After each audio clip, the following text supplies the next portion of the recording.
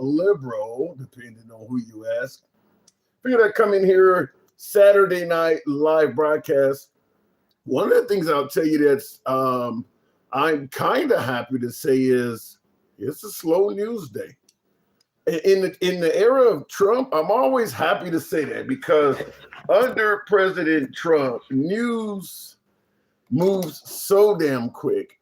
And usually when it's a busy news day under Trump, it's usually not good. So I'm happy to say that so far this weekend, it's been a slow news day.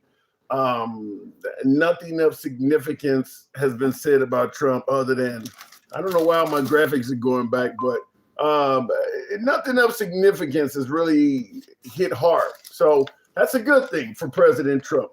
You know, I'll tell you this to some degree, and maybe this is just me, even though I'm a content creator, which is the last person you would expect to say something like this, but I kind of long for the days of politics being a little less interesting, a little bit more boring. I mean, it's gotten too interesting. And as I just stated, it's generally not for, it's not for good. It's not like we celebrate all kinds of unity and accomplishments and great things happening. It's usually when you hear something going on in the news in this current administration, it's usually something bad. So I'm kind of happy that we're having a slow news period just for now. I'm sure it'll pick up under President Trump, and it will pick up rightfully so. I'm sure that won't be long. Anyhow, what I do want to tackle is the fact that I've been getting criticized heavily for how I run the program, for how I communicate in regards to politics, and even some of the things I've said as of late. And if you've been watching the program for any length of time, you know I invite criticism. I don't run from it. I do address it. So today's show is going to be just that. I want to ask, are the Democrats, are the liberals being too hard on President Trump? Are Democrats unfair to the president? And I'll give folks plenty of time to speak on this. And hopefully I get plenty of my beloved MAGA up here. I do want to get some MAGA up here. I want to hear, are Democrats being too hard on the president? Are liberals being too tough on him? Because that's what I often hear from folks on the right in my, in my personal life. You know, when we're talking politics, I get DMs and folks on the show that say the Democrats are just, what is it? Trump derangement syndrome. I believe Trump derangement syndrome is a perfect example of folks indicating that you're too hard on the president. You're just looking for reasons to hate the man. So we're going to have a show in regards to that. And I see in the comments, Humble Thoroughbred King says, you should be ashamed of yourself. You kind of remind me of the bystanders after the loss of Renee Nicole Good. Shame, shame, shame. What did I do? Why should I be ashamed of myself? Wow. But in the comments, one of the viewers said I should be ashamed of myself. So we do want to hear justification for comments like that. Are the liberals too hard on President Trump? Are Democrats unfair to our commander-in-chief? We do want to hear that. So, like I said, because people tell me this often, talking about Trump derangement syndrome. So I do have a list of questions laid out that many viewers, many visitors, folks will be asked when you come up on the program. And some of those questions are things like, why do Democrats, liberals, and blacks hate him so much? I'm going to ask you that. Why do Democrats, liberals, and blacks hate Trump so much? Is there any hope to reverse his image with Democrats? I'm going to ask you that. What would a Republican victory in the midterms look like? Midterms are only, what is this, the 5th month? Midterms are in the 11th, so 6 months.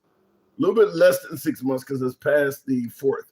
So what would a Republican victory look like in the midterms? And I see Casey Bodega says, Uncle Tom. I don't know if you got an uncle named Tom. Unfortunately, I'm not related to you, Bodega, so I'm not your uncle, but I appreciate the input. So what would a Republican victory in the midterms look like? And I have to throw this out as an olive branch. Why do you think MAGA loves Trump so much, despite his campaign promises mostly not being met, the economy and other metrics we normally judge a politician on? MAGA still remains very strong for President Trump. I got MAGA that believes he is the best president in U.S. history. Yet, as I stated, most of his campaign promises have not been realized. The economy is not in good shape. And there are a bunch of other metrics we normally judge a president by that President Trump's not doing well with either. So why does MAGA love him so much? Last but not least, this is one the Democrats may favor hearing. If the Democrats win in the midterms, I need to hear three things you want them to do immediately. Let's say the Democrats walk away with both the House and Senate. I want to know three things you want the Democrats to do immediately. Keep in mind, the Republicans may win in the midterms, but let's say the Democrats have a nice, resounding victory. Three things you want the Democrats to do immediately. So that's going to be the program. I was going to ask you folks, why do we invade Iran? I'm still not certain why that has happened. And it may come up on this show and many other shows. I'm just being honest with you. I am still not for sure why we invaded Iran. I mean, other than shit, to me, it sounds very similar to why we went into Iraq. Whereas history has shown that they didn't have weapons of mass destruction under Saddam Hussein, there's a lot of evidence to suggest Iran was not developing a nuclear weapon either, including our own intelligence. So you guys can help me out with them, because I'm still trying to figure out, why did we invade Iran? They don't seem to be who we portrayed them as, and the reason for why we gave doesn't seem to exist. We never found weapons of mass destruction in Iraq. I don't think we're ever going to come up with actual proof that Iran was about to acquire a nuclear weapon. I don't think that proof is ever going to materialize, no more so than the evidence or the allegations against Saddam Hussein. I think it's going to be very similar, that history is going to leave us with no proof that either one of these countries were doing what we said they were doing as a reason why we invaded them. I don't think Iran, we're going to ever see actual proof that Iran was that close to developing a nuclear weapon. Just like we'll never see proof that Saddam Hussein had weapons of mass destruction. So looking in the comments real quick, let me put on my spectacles. Somebody's chastising me. Dirty Money, like that name. Dirty Money says, what the fuck? Saddam used poison gas multiple times. We said he had weapons of mass destruction. We didn't come away with weapons of mass destruction. We didn't even find weapons of mass destruction. Yeah, he apparently used gas on his own people, but the stuff we said he had, Colin Powell is showing us satellite photos of what looked like tanker trucks. None of that stuff was found. None of that stuff was found. So it is what it is. Gas is a WMD, look it up. That ain't what we were talking about. Come on now, Dirty Money. When we talked about invading Iraq because they had weapons of mass destruction, wasn't nobody talking about fucking gas. That was not what they were talking about, and you know that. You can spin it if you want, but that's not what we were. You didn't hear anything about America suggesting we need to go and stop them because they have gas. We never talked about that, and I'm not denying what you said, that they were doing that. But that is not what we were told. It was not about going and finding gas chemical agents. That was not what that was about. Tim, you consistently look like an idiot because normal people are millions of miles ahead of you on information. Says, why even try Brotendo? Let me know what information that people are miles ahead of me, millions of miles ahead of me. Why even try? Appreciate the support, but let me know, because you said I don't look like an idiot occasionally, not sometimes. He said consistently, because people are millions of miles ahead of me Let me know what they're ahead of me on, and we'll go with that. So looking in the comments, and by the way, tap the screen, get us up to 10,000. You know how the program is ran. We'll take the first caller at 10,000. Debbie says that's not true. Thank you, Debbie. Appreciate that. I just settled all my lawsuits. Thank you, Debbie. Kind of the opposite of what Eminem says. But yeah, he says people are millions of miles ahead of me. Why? Because they raided the museum. Your vote is no longer valid unless you live in a blue state. I do live in a blue state, but the counter could be that with the Democrats gerrymandering, maybe some of the red votes are no longer valid either. So I don't know if it's totally invalid, but I do believe it's been watered down significantly. If you live in a Bible Belt area, yeah, I do believe a Democrat vote, and particularly minority votes, have been watered down really bad. I looked at the map of Memphis, Tennessee today, of how Tennessee plans to gerrymander that state. Memphis, Tennessee, they divided it up into 3 districts, and those districts expand all the way, because Memphis is at the southwestern corner of that state. Just a little piece of the southwestern corner of Tennessee represents Memphis. They divided that. I wish I could draw it for you. I'll see if I can. I want you to see how bad it looks. If you haven't seen it, I just want to see if I can sketch it enough where you can see how bad it looks. Okay, I don't think you're going to be. Sometimes the camera doesn't make it show here well. But just Tennessee, this camera is bad. But Tennessee is kind of a flat state. It goes, what is this? Alabama and Mississippi is down here, and then you got Kentucky is up here. But anyway, Memphis is off in a corner, and that area is predominantly African American.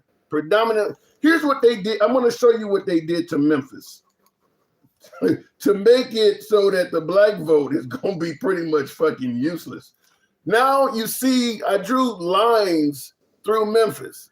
So now Memphis represents 3 districts, and those districts expand well into the state.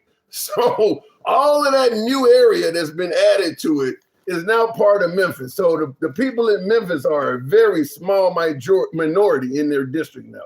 So yeah, you can still vote if you live in Memphis, but now your vote is being mixed in with all of these people that are all that red, because all of Tennessee outside of Memphis is red. So all of that shit is now going to be in your district. And of course, you're voting, but now it's only, let's say, for instance, your district was predominantly black, and now it's only 20% black because they added all that other shit in there. And what's going to happen in your area is going to be the will of those people that are not in your area. So you can still vote in Memphis, but it ain't going to matter much. Anyway, looking in the comments, damn, that's the equivalent of starving them out. Well, I'm just saying what they did to Memphis is terrible. And that's what's happening to some of the other states. That's the gerrymander. So when people tell you they're not taking away anybody's vote, they still can vote, that is 100% true. You still can vote. It's just your vote is now being mixed in with a bunch of people that don't vote like you. It would be like dropping you off in Chinatown. I did a video when I said this. Dropping you off in Chinatown. And that's where you vote. Yeah, you can still vote, but you're going to vote so different than the people that live there. Your vote is essentially going to be irrelevant. Nobody else there probably votes like you to any significance. So you're voting, but they're voting for stuff that's so different. Your vote is meaningless. It would be like, I guess, the Republicans in Los Angeles or Chicago. Their vote doesn't matter as much because Chicago's so blue. Well, that's what they've done to Memphis, is they've added a whole bunch of red area to it. So it's essentially like Memphis is a small area in a predominantly red area. So they really changed that. They really did hurt. They're going to hurt those people. I'm a Republican voter in Tennessee, and I'm pissed with this new map. Wow, Robert Maples, And I said this on yesterday's live. And are we at 10,000? Tap the screen, get us up to 10,000 likes. We'll take the first caller. I said this yesterday. It doesn't matter who wins the midterms. We all losing this. We all losing this because even if your side wins at the national level, the gerrymandering may hurt you at the local level. Even let's say that you want the Republicans to win in the midterms. Fair enough, but there's going to be Republicans that are hurt in Gavin Newsom's area.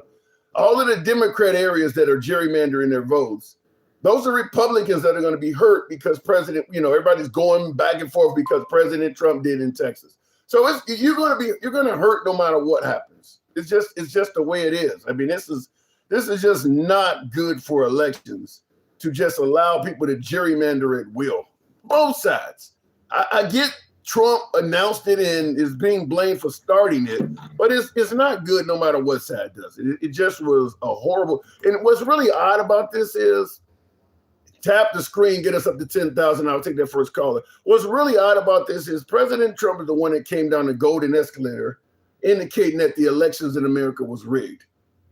And now it's hard to argue that he is not responsible for the most election rigging in American history. People have been gerrymandering before President Trump. So it ain't like this just started with him, but what he sparked to this level has never happened. This has never happened at this level. So, I mean, this is the guy that came on the scene saying he was going to fix rigged elections and drain the swamp and correct this stuff. He is now the author of the biggest election rigging in the United States history. And he hasn't even acquired the Save America Act. I do believe there was going to be plenty more of it in that. Not to mention him sending people to Fulton County polling places. He really has been deeply rooted in elections. Anyway, I want to get to the box and start taking callers. Trump is unfortunately a bigot. I used to be his biggest supporter. He is ruining the economy, says Daddy Javier. Wow. So you were a Trump supporter, now you're not favorable to the economy.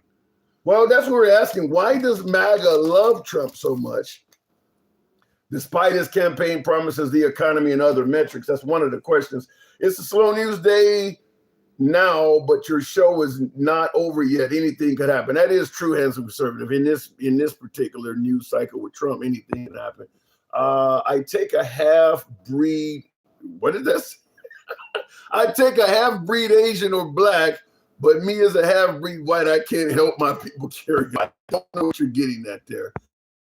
And natives get nothing. We are more of a minority than you and got no special representatives.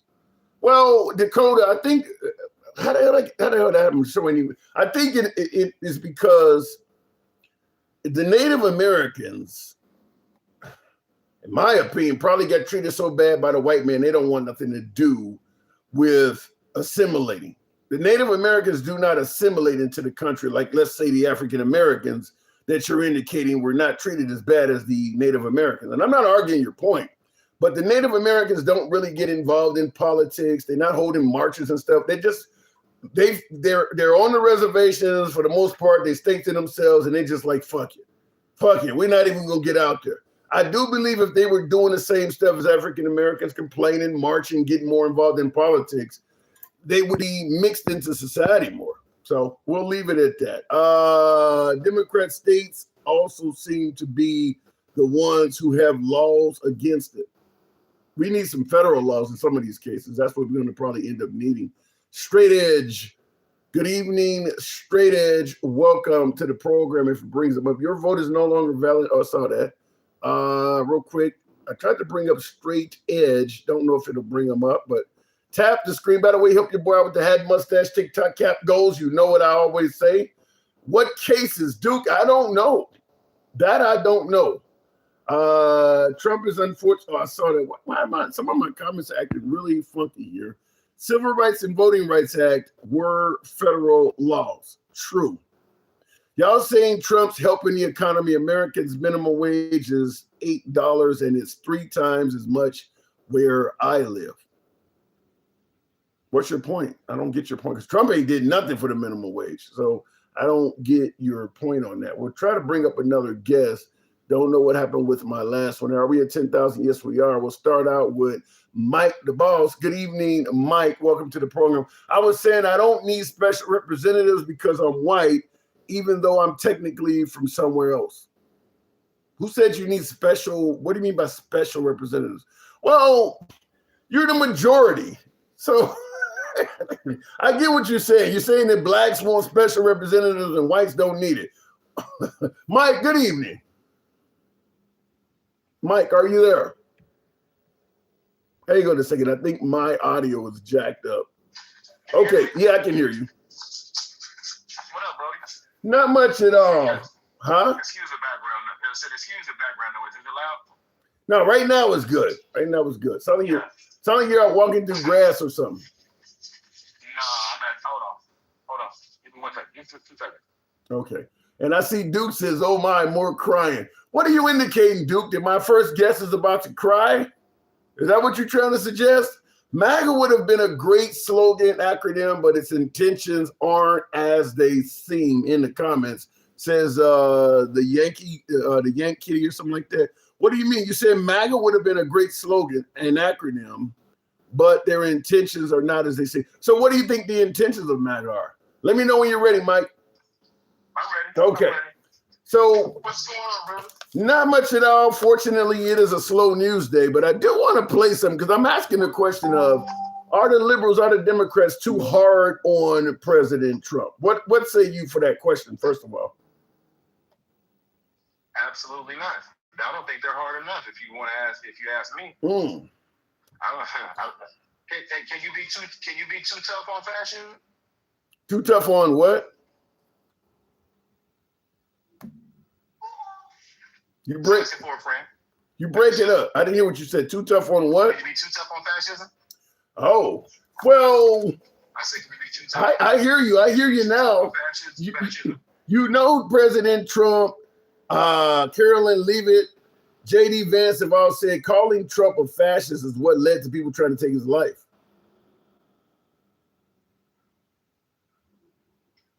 That doesn't mean that he's any less of a fascist. I mean, what the fuck?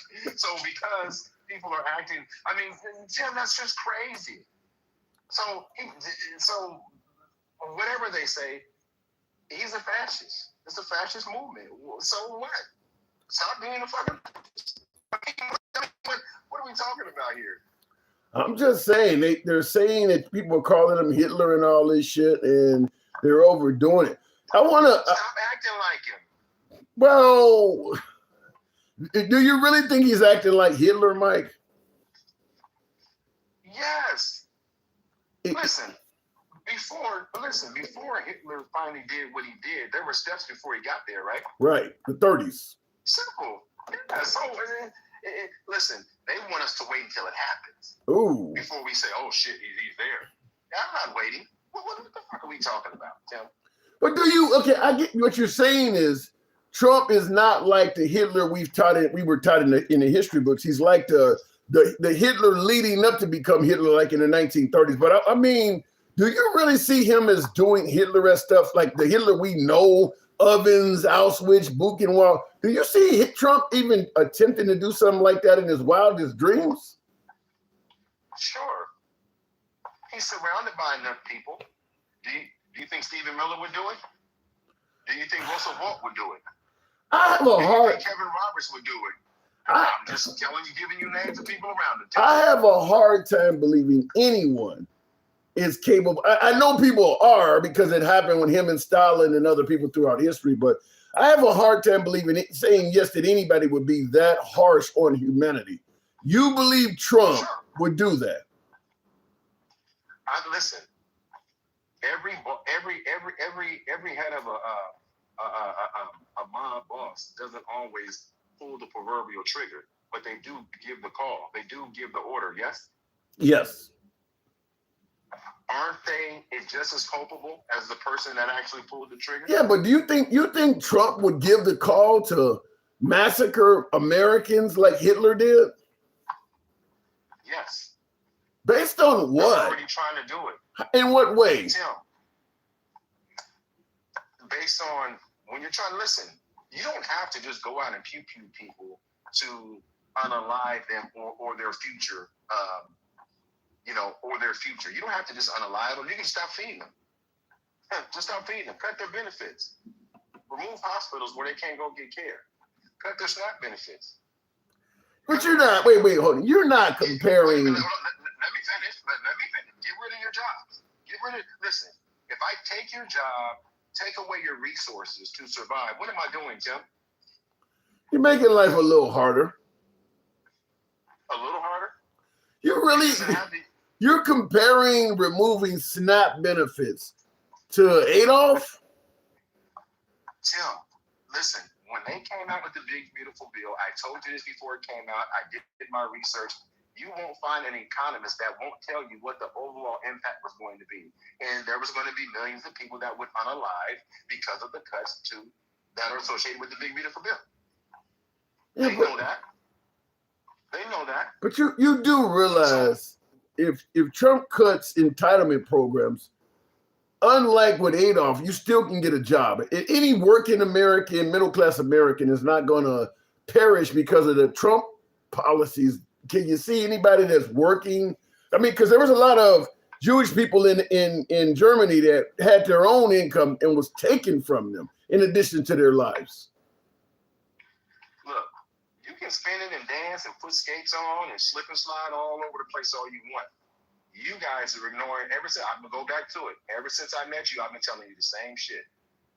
How often have I been wrong, Tim? I don't want you to be right on this at all. In the comments, Hanson. I don't want to be right either. I would rather be wrong. But I've given you resources. I've read their own words to you on your live. We've talked. Listen, I would love to be wrong. Listen, if I'm wrong and I had to eat crow, I would gladly eat that crow. No problem. I want that to be the case. But let me ask you this. We're watching it right now. Why do you think all these red states rush to do this redistricting? Why do you think they did that? I mean, they still have some of the mentality of the past, but I don't think they're trying to go Adolf on people. Real quick in the comments, hold on. Hanson Conservative says, with respect, he's talking about you. He says, with all due respect, this is the problem. Democrats really believe this stuff. Enough said. He said, I don't believe there could be a further stretch than what you're talking about. Fine. Then go read Project 2025 and Kelly Roberts' book and tell me I'm wrong. See, here's the thing. None of them that are saying that have read the shit that's out there. Ask Hanson Conservative or Duke in the comments. Just put a yes, Duke. And since you never want to come up, have you read Project 2025? Even if they read Mike, even if they read Project 2025 in all of its harshness, President Trump has already stated he's not trying to implement that, and they're going to believe Trump. Even if many of the boxes in the book have already been checked off, they're going to say Trump said he's not doing this. Maybe it's a coincidence or something, but Trump is not trying to do what you got me reading. Listen. They can deny it all they want. They're still doing fear-mongering. I remember there was a time, Tim, when they were talking about fear-mongering, and then as soon as he got in office, he started signing executive orders to roll back protections for minority-owned businesses. They said he wouldn't deport people illegally. He's done all that shit. Which one of them? Racial profile. Once Trump won, but had not been inaugurated yet, I don't know if it was Stephen Miller. One of them actually was caught saying, I guess we can let them know now that Project 2025 was not a joke. Exactly. Yeah. Exactly. Well, but there was also pictures on a hidden camera with Russell Bart saying, yeah, Trump is going by the playbook. You can pull it up. You can Google Russell Bart right now. Russell Bart. No, I mean, I believe it. I believe it, but the people don't. I mean, like I said, there's so many parallels to Project 2025 that it is hard to just say there's no way that Trump is doing this. Like all of this is just coming true by coincidence. So it is hard to just believe that, but some folks do. And again, Tim, they can believe whatever they want, but what they can't do is prove me that I'm wrong. They can't prove that what I'm saying is not real. Somebody just said in the comments as well, I had this debate earlier. when Stephen Miller was at Charlie Kirk's funeral service, or that whole WWE performance, and he went up there and gave that speech for 6 minutes and 39 seconds. What he read to those people came from the Smonty movement back in the 1930s and 1940s. Tim, listen. But see, people don't go back and do research. All I've ever said, and I'm going to continue to say it, and I don't give a fuck what they believe, because the one thing that Duke will never do, the one thing that Straight Talks will never do, or any of the detractors, was come up. I'll pay your galaxy. I'll pay for you to come up and debunk what I'm saying. Wow. Let me interrupt you and just say this. Why Even Try says if Democrats ever did 5% of what Trump has done in the last 1.5 years, Republicans would be raging blood out of their eyes. Wow. Since a year ago. If you disagree, it's because you're 119% in a cult. So he's saying that the Republicans would never allow the Democrats to do what they have done. These motherfuckers is worried about 1 or 2 people going in bathrooms. I'm talking about a fascist movement. Listen to what we're talking about, Tim. Listen, do me a favor real quick. Sure. Do me a favor real quick. Type this into your Google search real quick. Heritage Foundation says Trump administration has implemented Project 2025. Now, this source is going to pop up. It's going to be directly from the Heritage Foundation website. This is not me. This is them. And this is from his first term, Tim. It's going to come up. It's going to be, I think, September 23rd of 2018. Well, AI Overview first comes up. You see a website that says Heritage Foundation? It's going to be the very first airline. Yes, it just says Project 2025. Does it go to their website? I'm sure it's a PDF file, though. It literally is Project 2025. Right. And it's going to say that the Trump administration has accepted 68% of Project 2020 in his first term. So this is my thing. So everybody, all of the Trump supporters and the Dukes and all. Well, wait a minute, hold on. Let me make something clear to you. While you're chastising Project 2025 and saying that how much of a threat it is to society and that Trump is trying to implement it, you got to first be certain that a lot of MAGA find Project 2025 to be a bad thing. Some folks will look at a lot of shit on there and say it's the right thing to do. Again, and if they are, then they're part of the fascist movement, Tim. You can't have a fascist movement by yourself. Look. It said, listen, look, Luke, I know, and that's why you said he keep calling me Jasmine, but he won't bring his pussy ass up here to have a conversation. It's funny how that works. But listen, yeah, and I said it that way for a reason. I don't care if they believe it, Tim. It exists. Yeah. I don't care if they believe it exists. They've admitted it. They've admitted all of these things. Yeah. Now, they can push back and walk in the dark, but here's the thing about what they can say. They will never be able to erase it because it's a 922-page document. No, it's not going to be a matter of erasing it. History is going to feature folks saying, we never tried to do that. And when you point out the bullet points to say that they have, there'll be ways to deny. I mean, hell, we can deny why the Civil War was started. I mean, so we'll find ways to deny those bullet points were ever implemented by Trump. Again, Brendan Carr, Russell Vaught, Peter Thiel, Kevin Roberts, all of them were contributors to Project 2025, and they're all in his orbit. Stephen Miller is a white nationalist. Stephen Bannon is a white supremacist. You're not even going to debate that one, are you? I mean, we already know who they are, right? They're just joking, Mike. They're just joking. Here's the thing. Yeah, until they're not. Yeah. Yeah, until they're not. Yeah. And let me tell you, in every era, to all you black men out there, or black women out there that think like Duke, there's always look. Every Django needs a Steve. There's always going to be some backwoods tap dance. Are you suggesting that Duke Vader in the car? Are you suggesting that he's a tap dancer? No, I'm not suggesting. I'm telling you. See, here's the difference about me. I'm not going to obfuscate anything Duke and the rest of them that continue to ignore this, they would be the ones that they're the ones that Harriet Tubman said, no, we got to leave them behind because they're gonna tell them where we went. So we got to leave them behind. I'm just calling it what it is. And here's the thing, Tim. If they were truly serious about what their position was, they would go research, because guess what? If I'm wrong, you guys can just call me fearmonger. But if I'm right, where will our country be? But instead of them going to figure out if I'm actually being right or not, they're willing to just go, yep, fear-mongering, and they don't want to research anything. I can source everything that I'm saying. I can source everything. And not only can I source everything, I can source it coming directly out of these people's mouths. Yeah, like I said, they're going to just say what the people were saying, where it was a joke or you're taking it out of context or something. So, I mean, sure. I mean, history. I'm going to ask you this before I go. Sure. I'm going to ask you this before I go. If they think if there was some magical moment, like on Men in Black, where racism just went away, where they held a pen up and everybody just stopped being racist, can they tell me when that moment was?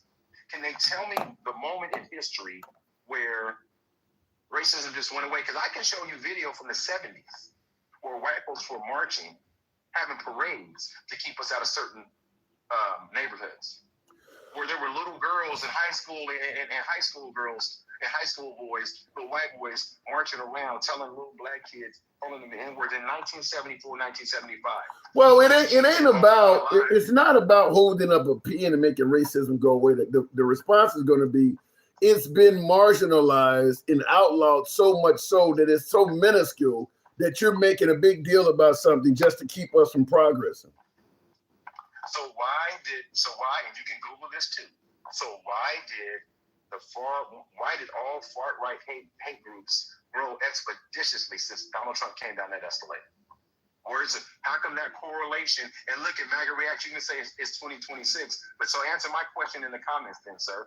Why has there been a 200% increase in growth in hate crime groups since Donald Trump came down the escalator? Not George Bush, not the Bushes, not Clinton, not Biden, Donald Trump. Well, the response. Explain it to me. I got to move it on, but the answer is going to be simple. You got your numbers from MSNBC or CNN.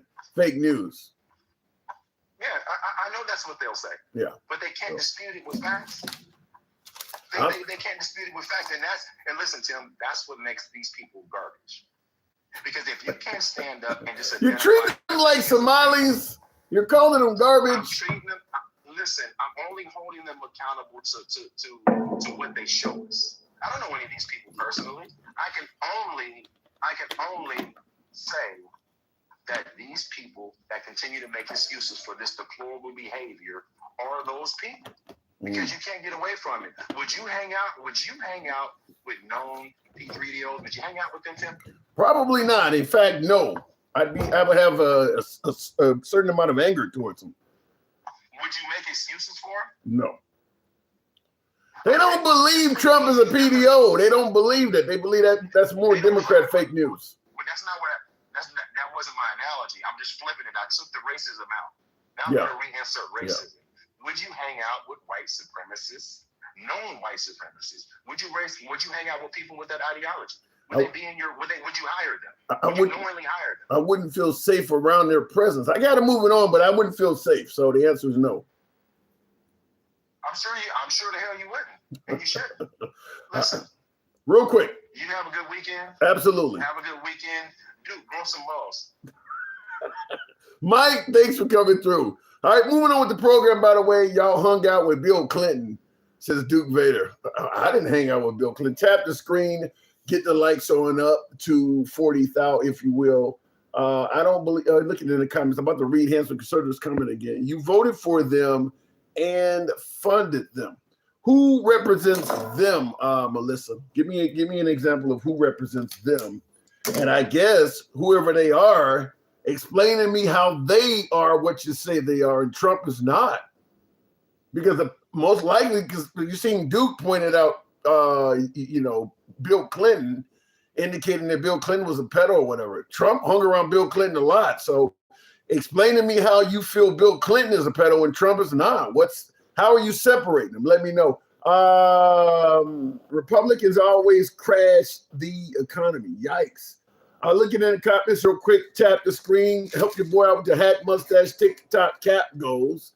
So, well, virtually nobody's. But anyway, somebody help your boy. Anyway, looking at the comments, I do want to play something for you that I think is interesting. Because we're talking about our Democrats being too harsh on President Trump. By the way, if you're watching us on YouTube, smash that like button, helps out the algorithm. Program is MAGA friendly, always have been, always will be. Liberals are welcome as well. We don't block, ban, or censor anyone. Our comments go left of Mom Donnie to I'm having dinner with Q. You can be critical of anybody on the program, including me.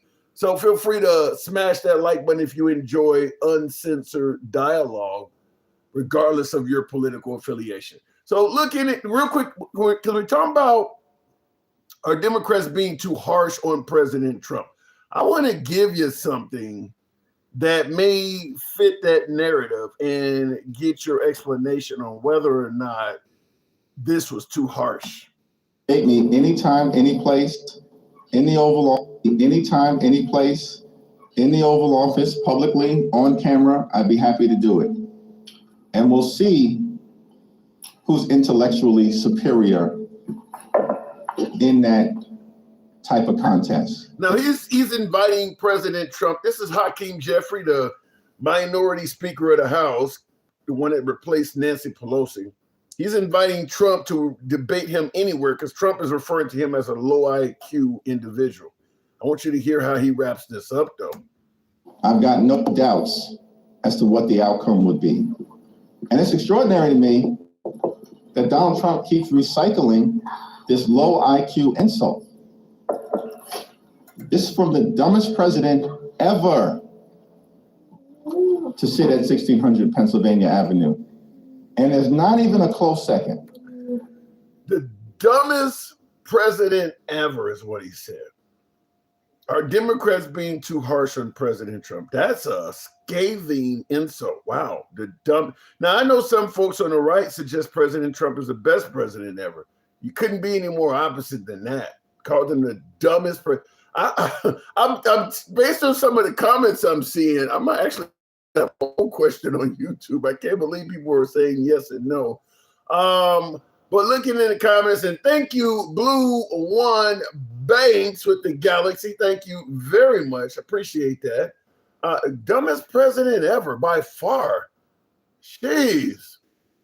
Where do we get this from? Where people are openly saying awful shit like this about the commander-in-chief in public.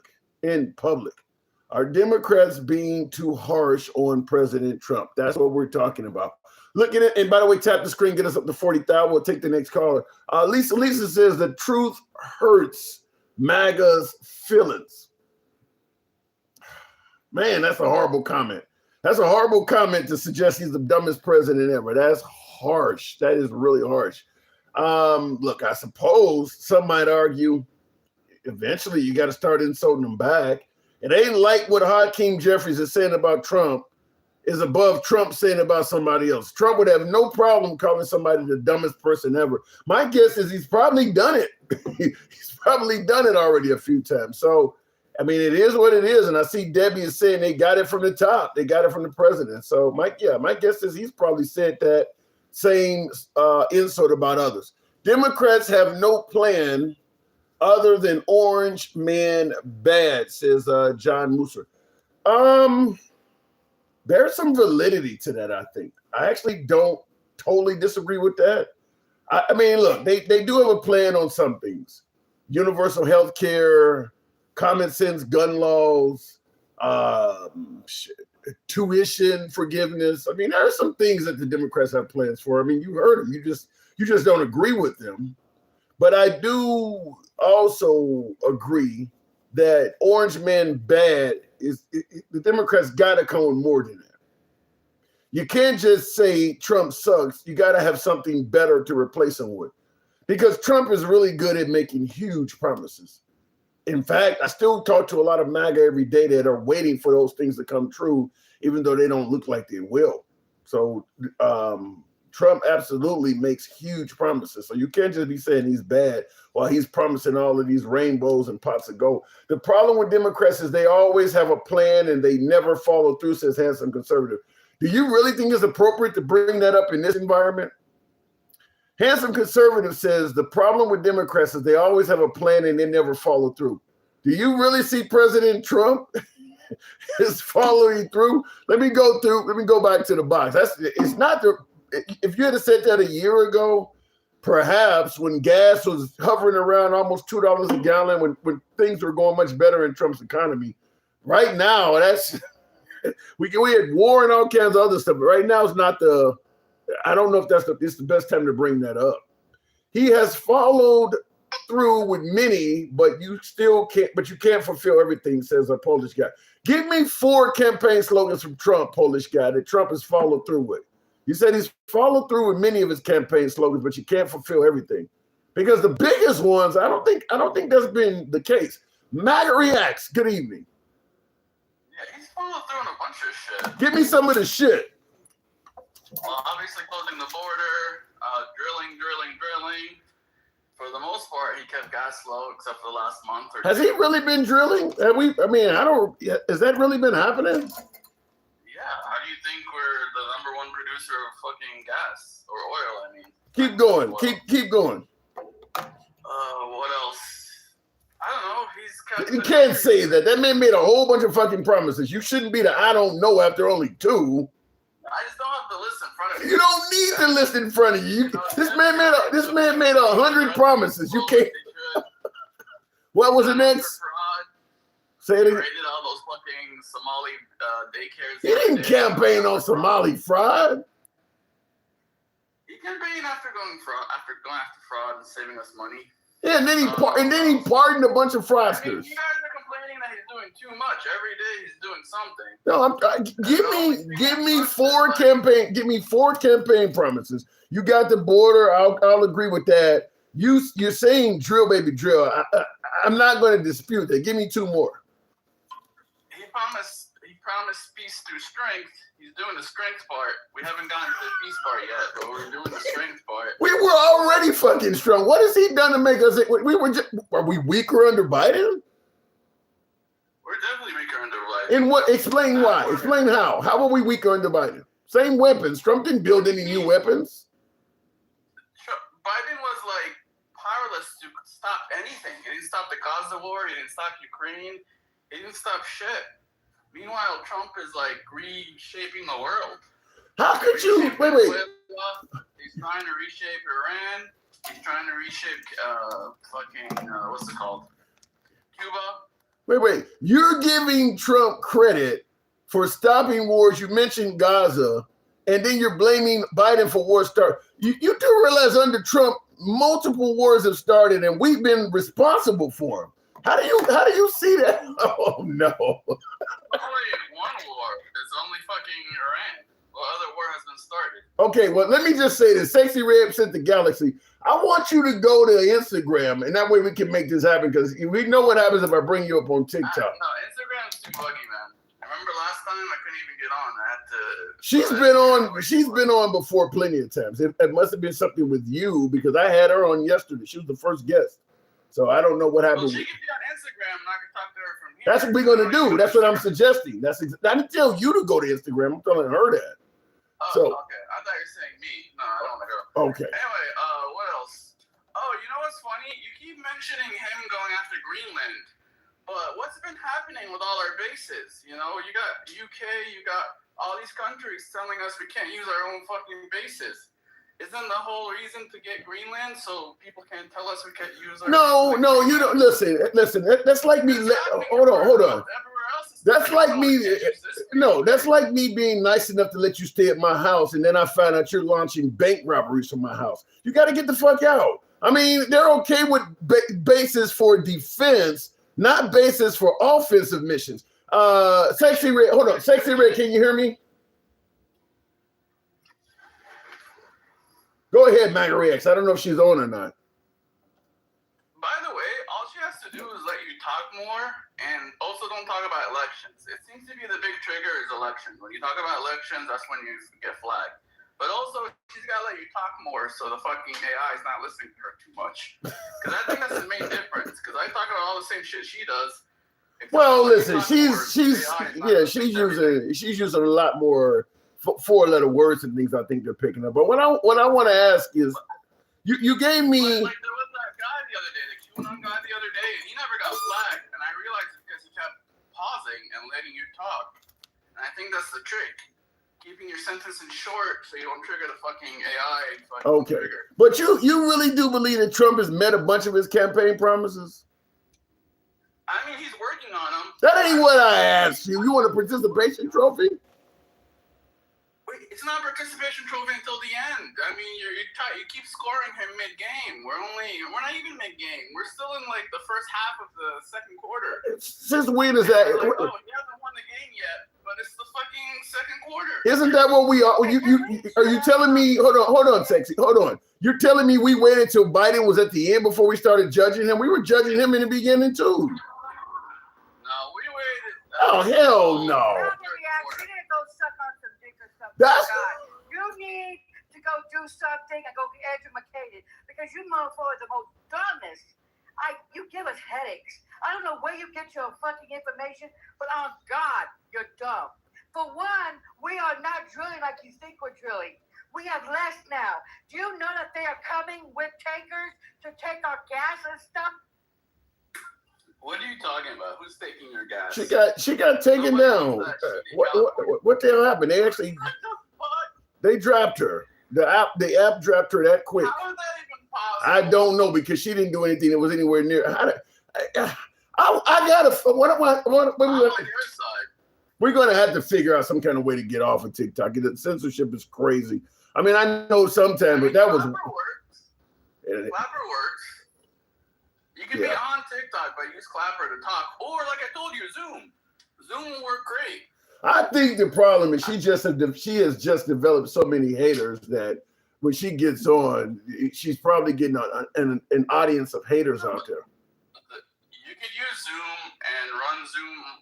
You could use Zoom and share it to your TikTok, and then they can't fucking do shit to her. Well, let's just get into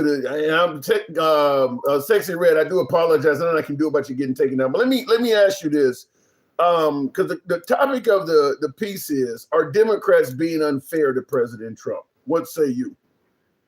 I mean, overall, yes, but that last video you played, that's just fair.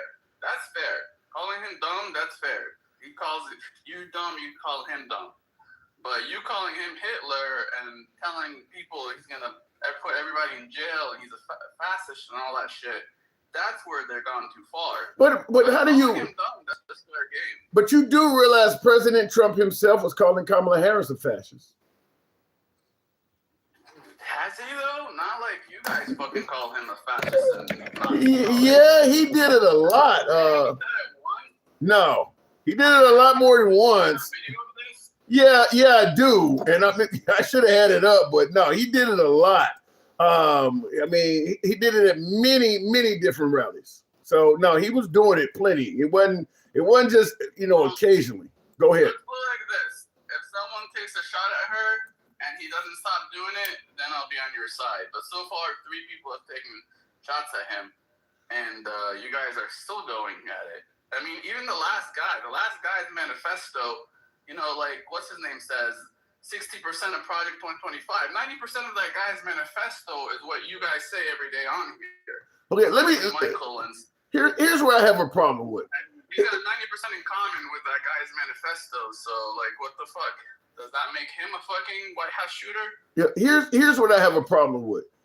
If calling somebody a fascist is wrong, it's wrong. What we're basically saying here is, yeah, Trump may have done it as well, but because nobody tried to take Kamala Harris out, he gets some kind of pass at it or whatever. He didn't know that. He was calling her the same stuff that people are now suggesting that him being called is leading to. He called her the same stuff. I want you to hear this clip. It's only 40 seconds long or something, but this is what I'm talking about right here.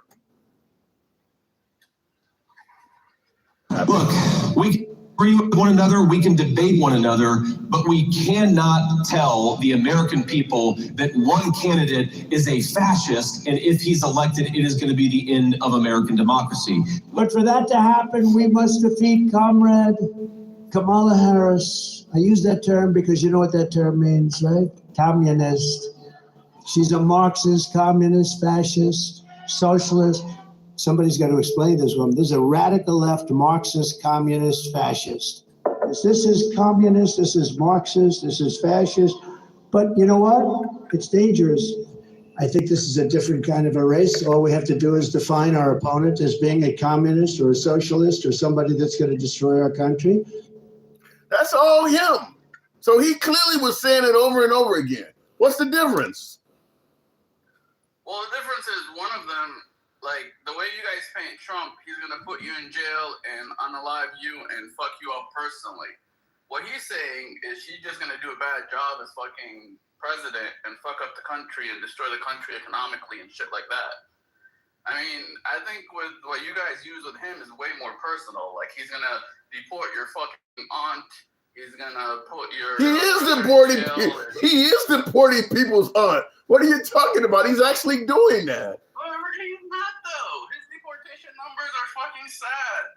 I mean, you guys make him sound like. As you just said, combined, his numbers are shit. MAGA, as you just said, you're judging him pre-president. He still has 2 more years.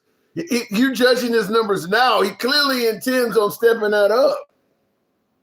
His rate, there's no way he could beat Biden or Obama. His rate just sucks. His month to month, his year to year, it just sucks. I don't take his average. The way he's going, he's never gonna beat Obama. I don't think you. I see Jessica in the comments says I really dislike this guest. You're pissing Jessica. Let me just. I mean, most of the shit you guys are highlighting happens all the time. No. I mean, maybe 1 or 2 things are different, but no. Let me tell you one. Let me tell you one thing that's significantly different. Like you just compared Trump's numbers to Biden and Obama's deportation numbers.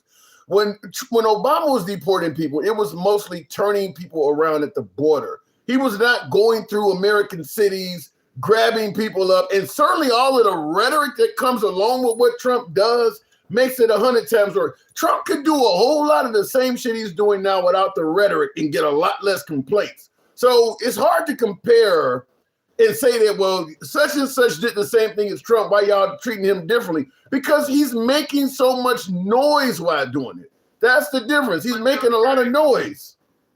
The rhetoric works better than the deportation. The rhetoric does a better job of, keeping illegals out than the actual deportation does. Yeah, but the rhetoric is also what you guys are complaining about when you say people got TDS. That's also bringing that in. No, I understand. Yeah. But, it's a two-edged sword, it helps him, but it also hurts some of that, all that, you think all of his rhetoric is necessary? I mean, you really think if he got great... It's not. Okay, then. A lot of it gets the job done. Does he need to... A lot of it is enough to, the only time it's failed is fucking Iran. That's the only time his rhetoric has been failing so far. What happened to ending the war? What happened to ending the Ukraine war in 24 hours? Oh, that too, actually. He's failed at a lot of shit, man. I mean, he said he's gonna bring down the price of groceries on day 1. He hasn't stopped working on it. Oh He's shit! still working on it. He still brings up Ukraine. He was talking about Ukraine the other day, how they had a 3-day ceasefire for some holiday. I guess the end of World War II. I think they had a holiday, so they had it. It's not like he forgot about Ukraine. If he forgot about Ukraine, I'd be on your side. I'd be like, yeah, he fucking, But about Doge. I feel like he forgot about Doge a little bit, and I'm kind of upset about that. Well, because Doge, because what a federal judge just ruled this week that Elon Musk was using racist tactics in regards to cutting people with Doge. They just ruled on that. Bullshit.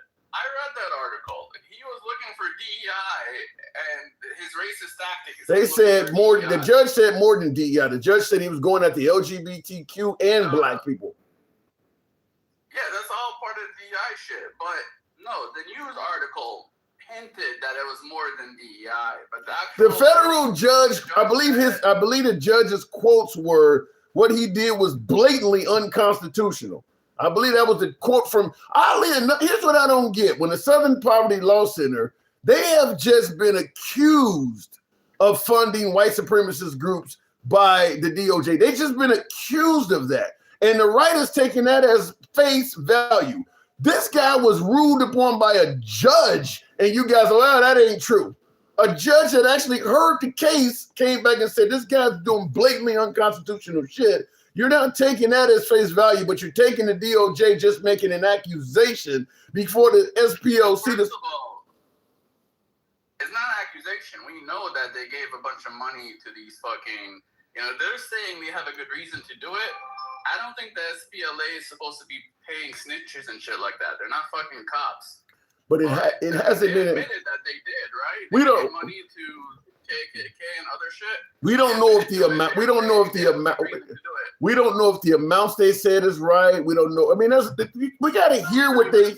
We got to hear what they say in court. We got. Denying the reason. We have. Well, they're entitled to their day in court. You're convicting the Southern Poverty Law Center, but Elon Musk. Hold on. Elon Musk has actually been ruled on by a judge, and you're not taking the judge's ruling, but you're willing to accept what the DOJ has said about the Southern Poverty Law Center. Also, Elon's not trying to fund anything. He's trying to stop DEI. So anything involving DEI is going to involve LGBTQ and race. So he's basically saying you can't fucking cancel shit because of DEI. And you know what? It's going to probably go up to the Supreme Court. Well, first of all, understand, and before let me read this comment though. And I want to talk to you about. Doesn't everything DEI involve race and LGBTQ? Well, women too. White women benefit from it more than anybody. But hold on. Dark Side Rider. Hang on a second. Dark Side Rider says Trump is the dumbest and illiterate president that we have ever had in office. He will go down in history as the evil, twisted Satanist. You think See, the first half of that was fine, but you stopped before you got to Satan. This is where you get the crazies going after him and getting shooters and shit. Well, just stop short of Nazi and all that. You can say he's a fascist a little, or he's acting fascist, but just. Let me ask you this though. What's the difference? What's the difference between calling Trump a Satanist, and I would never call him that, but what's the difference between using an insult like that, which is horrible, on the president, and President Trump saying Democrats hate America? What's the difference? I mean, I don't know. I mean, you're not going to kill someone for hating America. Bullshit, that's treason. That's a bunch of treasonous. I mean, that's what terrorists hate America. You're putting them in the worst case. You're telling me people in our country hate our country. That's a pretty bad fucking category. The word hate is not that specific. That's the problem. It ain't that specific until you. It ain't that specific until you level it at Republicans, and then they clearly know what it means. But when you do it to Democrats, well, it ain't that specific. Whatever. Just stop before you get to Nazi. That's all we're asking. But I'm trying to. Stop before calling him a demon. Stop before saying he's going to jail these people that they're innocent people. Stop before the crazy shit. Do you believe it is wrong for a president to say the whole opposing party hates America? He didn't say that. He did. He did say he has used that quote, Democrats hate America. He has actually said that. Yeah. He was talking, we've had this conversation before. He was talking about a specific vote and the Democrats that voted against. How do you know that? I think he was trying to pass. If he says Democrats. That's the context of that speech. He was talking about a vote that didn't go through, and he basically says the people that voted against that bill hate America because that bill was going to help America. Okay, that's still got to be. He was passing a bill. Okay, so because somebody didn't support one of his bills, they hate the whole fucking country? If the bill is meant to help America and they voted against it, I mean... Every bill that comes out of Congress... It's leadership. It's not the fucking people. Every bill that comes out of the Congress or Senate, left or right, is meant to help some of America. Every bill can be used that way, and every bill can be viewed as you're hurting America some kind of way. Every bill that passes helps some Americans and it hurts some Americans. You can say that about anything. I mean, and so the Democrats do say it about everything. So what does he mean when he says they hate America? I just told you, because they don't want to pass certain bills that he thinks are really good for America. He thinks they hate America. So if you don't agree with him, Fucking big bill or whatever he was trying to pass at the time. so if you don't think like him, you hate America. No, if you don't want to pass a bill that's 100% good for America, which that's what he thinks. Right. If you don't think like him, because you do understand there is no such thing as a bill that is 100% good for America. Every bill hurts some Americans. So if you don't think like him that is 100% good for America, you hate America is what I'm saying. Because he's wrong. It ain't 100% good for America. Okay, I mean, you're stretching it. That's the Okay, problem. let me clear it up. Let me clear it up. Name me any bill that Trump has passed, or to be honest with any politician. Name me any bill that Trump has passed that is 100% good. No, what you said. Name me any bill that's passed that is 100% good for America. Fucking closing the border. No, it's not 100. Closing the border. If they're against it, you could say they hate America because they just want to leave America open to be invaded. So all the farmers that are complaining, they hate America? Let them in legally. Let them in legally. He closed the border, MAGA, he closed the border to most third world countries. So there is no legal way for most of the planet cannot get here legally anymore. A lot of people can still get here legally. Most of the people that want to come to America come from third world. No, most of the people that want to come to America come from the countries he's banned. The third world countries. People ain't trying to get here from Australia.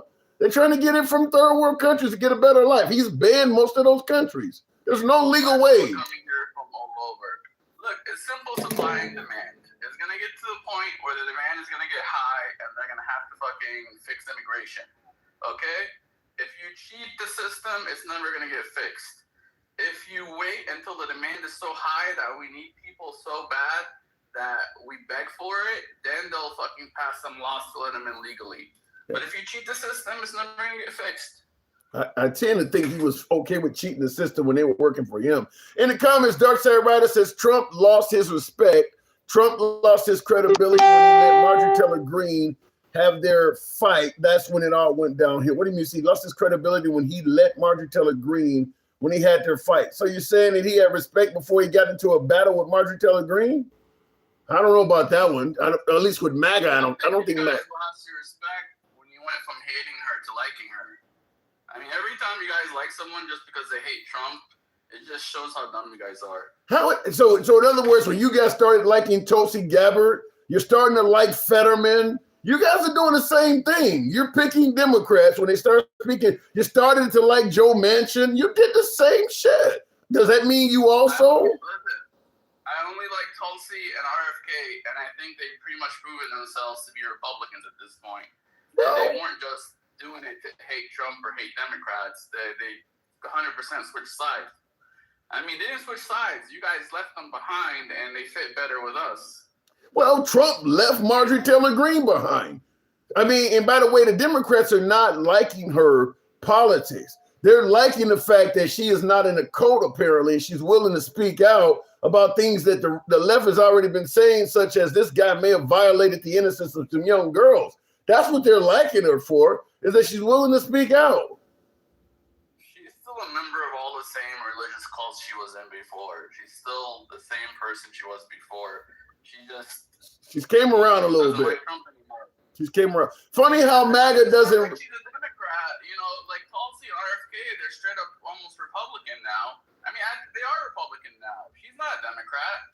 She just flipped. Making her sound like she's a hero. Well, when how she flipped? No, I mean, she didn't flip. She just started not liking Trump. You got to give her time. I don't think the Democrat. Hold on. I don't think the Democrat Party would accept Marjorie Taylor Greene to begin with. But I'm just simply saying it took Tulsi Gabbard. Hold on. It took Tulsi Gabbard a while before she became a Republican. Marjorie Taylor Greene just had a falling out with Trump a few months ago. Tulsi Gabbard didn't flip that quick. I don't know. I mean, I think we accepted her pretty quick. But like you said, you guys are not accepting at all. Like you guys are, I don't know how you're ever going to be in power again, the way you guys just push people away.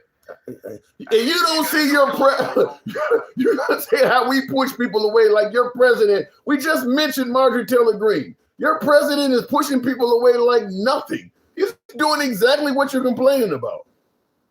And I don't like it. Okay then. That's not the normal thing. That's all right. just because we're in a shitty situation right now. I mean, I feel like once created by him. And the economy's back, shitty situation. Like it's gonna turn around. I gotta move it on, but a shitty situation created by him. I mean, Marjorie Taylor Greene didn't create. Marjorie Taylor Greene did not create the Epstein list. That is something that Trump is the one that's been keeping that secret. So it's a shitty situation created by him. He could have handled it way better when it comes to Epstein. And like I said, Iran's a big gamble, and I'm hoping it pays off. But if it doesn't, he's fucked. In the words of the late Jesse Jackson, keep hope alive. Thanks for coming through, MAGA Reacts. Appreciate it. Tap the screen and get the likes on up to 75,000, if you will. He started this as that dude. Yeah, I mean, you know, you complain about things that didn't have to go that way. Even my last guest admitted the Epstein files is a mess because of how Trump handled it. I mean, if you knew you weren't going to release this, as Marjorie Taylor Greene said, he told her, if those files come out, you know, my friends will be hurt. Then why did you campaign and lead people to believe you were going to give them something? He should have campaigned that it was a Democrat hoax before he became president. That way you would have had at least the Republican Party already primed up not to talk about it. You promised them some shit that you knew they really wanted, that you had no intentions of ever delivering. He literally just said whatever it took to get elected. I know a lot of other politicians do that, but remember, he's supposed to be the guy that's not a typical politician. He just told people what they wanted to hear. Thank you for the hat, mustache, Louise Miguel. Some of you folks out there, show your boy some love with the TikTok cap, hat, mustache goals. We'll move on with the program. Funny how MAGA does not reciprocate when we call them stupid. They know we aren't stupid, just not evil like them. Huh? When he says, funny how MAGA doesn't reciprocate when we call them stupid. Yeah, they do. What are you talking about? You don't even need to call MAGA stupid. They do it on their own. I mean, you ever heard of the phrase libtard? What do you think that means? They know we aren't stupid, just not evil like them. But yeah, they call you stupid all the time. Why even Trevor Britain says, Tim, keep arguing like this. This is how you debate. Stop pretending it's both sides. Okay. All right. Listen, if I hear something that's blatantly ridiculous, I'm going to challenge it. And MAGA, my last call of MAGA Reacts was defending things that President Trump does on the regular, such as you hear J.D. Vance and Curlin Livy was also saying calling Trump a fascist is why people are trying to take his life. And then there's all these clips out there of Trump doing the same shit. I guess J.D. Vance and Carolyn Levitt had never heard that, or they were too busy laughing. A lot of Trump's insults that MAGA complains, well, you guys are always saying this and you're always mistreating them. You were too busy laughing when he was saying the same shit about somebody else. I say this all the time. It's hard to find anything that has been said about Trump that you can't readily find clips of him saying the same thing about a Democrat. Most of the stuff he's complaining about that's coming to him, there are clips of him saying the same stuff about other people. It's just when he was saying it, MAGA was cheering it on. So they didn't take note of it like they are when it's coming back to him. How many MAGA reacts does it take to get to the center of Trump's bullshit? MAGA reacts knows that there is no chocolate. What? Okay, I got to read this again. Oh my God. It says, how many MAGA reacts does it take to get to the center of Trump's bullshit? MAGA reacts knows that there's no chocolate. There is only pre-cum. God. Tap the screen. By the way, smash that like button if you're watching us on YouTube. If you happen to be watching us live on Instagram, TikTok, Substack, or Clapper, follow the program. If you're watching us live on YouTube, give your boy a sub. We're here most weekdays and weekends often. We don't block, ban, or censor anyone. So this is open dialogue. We are MAGA friendly, so understand that. We will readily take MAGA callers up. In fact, MAGA are often our preferred callers when we get them. we don't limit their speech either. So it's a free speech program. If you favor free speech without being blocked, banned, or censored, this is the right place. Follow the program or give us a sub on YouTube. These MAGA folks think tariffs, or these MAGA folks think that he can run a third term. Well, I think the MAGA folks and many liberals like myself have seen Trump do the unthinkable so many times that it is hard to feel confident stating he cannot run a third term. You've seen abortion get rolled back. You've seen the voting rights get rolled back. You got conservatives on television now saying they want to roll back the 14th Amendment. They're doing things you never thought would happen. I mean, he's went around a 60-day congressional law that you can only start a war by executive action for 60 days. He went around that. TikTok was ordered to be sold by Congress, from the Chinese. He went around that. I mean, he's done a lot of stuff. So when you suggest he can't run for a third term, I want you to be right. Absolutely want you. I don't think any president should get a third term. But he's done a whole lot of things that people said you could never do. So I'm not going to put it in the category of being impossible. I just want to say that. Tap the screen, get the likes on up. The one and only Duke Vader. Good evening, Duke. Hey, good evening, Tim. How's it going? You know what I always say, hanging around like Jesse Jackson at a Klan meeting. What's going on? How's your weekend going? Oh, man. What? I started to say the old Blazing Saddles thing. Where the white women at? I get it. Where the white women at? Okay. Hey. So let me ask you. Now, you've heard the program. You've obviously heard a few things you disagree with. Am I correct? Oh, man. You know what? I love the message of the liberals. They hate Trump, orange man bad. Please keep running on that message all the way through the midterms. It worked for Jasmine Crockett. It'll work for you. Why do you think the liberals hate him so much? Oh, we don't care. No, I get it, but why do you? But there has to be a reason, right? The reason why the liberals hate him so much because they thought that their candidate was so smart, so intelligent, so much better, and that he was never coming back. They made so many promises. Look, he's never coming. When he did, then it's an egg on their face. Project 2025. Women are gonna lose their lives. All this sky is falling, and he ended up after 34 convictions, after Russia, Letitia James Smith, on and on in the back in the White House, and they can't stand it. How do you feel about Trump as president? If you had to give him a letter grade like we did in high school, A, B, C, D, or F, what letter grade would you give President Trump so far? I give him a AAA right now. AAA? That means he can't do any better. Man, he can't do no better than what. Hey, right now, everything I voted for, this is the first president that since Reagan that everything I voted for, he is doing. I mean,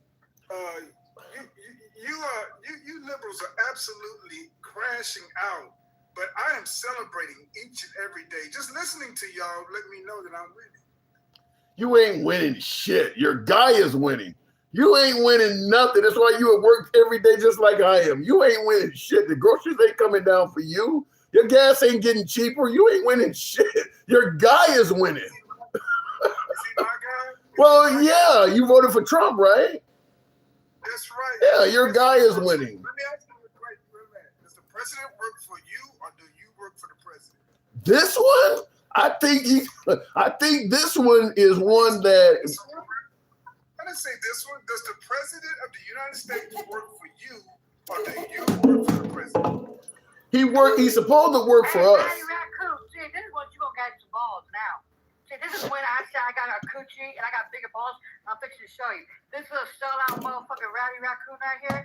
You the biggest damn traitor, and you a vet. You make me sick. And you said that you voted for all this shit. So you voted for women to be unalive like they did in Georgia and had her in an incubator, right? A dead woman, right? Then you voted for them to take back on voting rights? Shut your ugly. I want to hear him answer that. So, did you vote for this as she stated? TikTok would take your page away from all the cursing. Keep on cursing. I like it. Go ahead. I just said what I said. Answer it. Sell out. Answer it, sell out. Answer it, baby. Answer what you know good for nothing. Let him answer. Let him answer. Go ahead and answer. Do you? Yes, master. Yes, master. You house ninja. Did you vote for some of the? But you voted for ICE to do what ICE is doing, right? Absolutely. Yes. I like. Guess what, ninja? Guess what? But guess what? They're coming for you. Let me tell you something. Do you really think just because you're on their side that they're not going to come for you? Yes, massa. I'm going to be at that white man's table sucking his dick, you massa. Give me the whips and stuff, massa. And you're never going to be at his table, you old ass nigga. Hey, come on now. You begging for it when you do that. Jesus. Let me ask you. I'm so sick of black. Yeah, but you getting the. Yeah, but you. Yeah, but. I should have said that. Yeah, because you getting the. Well, now what happened? You're getting the program taken down when you do that stuff. Once again, it dropped. Let me ask you this though. How do you respond to folks like her and others that do say, as an African American, you come across as she calls you a house ninja or whatever? How do you respond to folks who say that stuff about you as an African American voting for Trump? Stop with the African American stuff. We're not Jesse Jackson, okay? What are you? What are you? We are black. Does your birth certificate say African American? No. Okay, well then we're black American. Okay. Stop with the. Okay, but answer the question. I get it. Answer the question. Look here. I don't worry about what liberal. Listen, I love how liberals are mad. That lets me know that we're with it. Okay, with the voter, y'all whole platform was running on, let's see, twerking and women's rights. That didn't work out so well.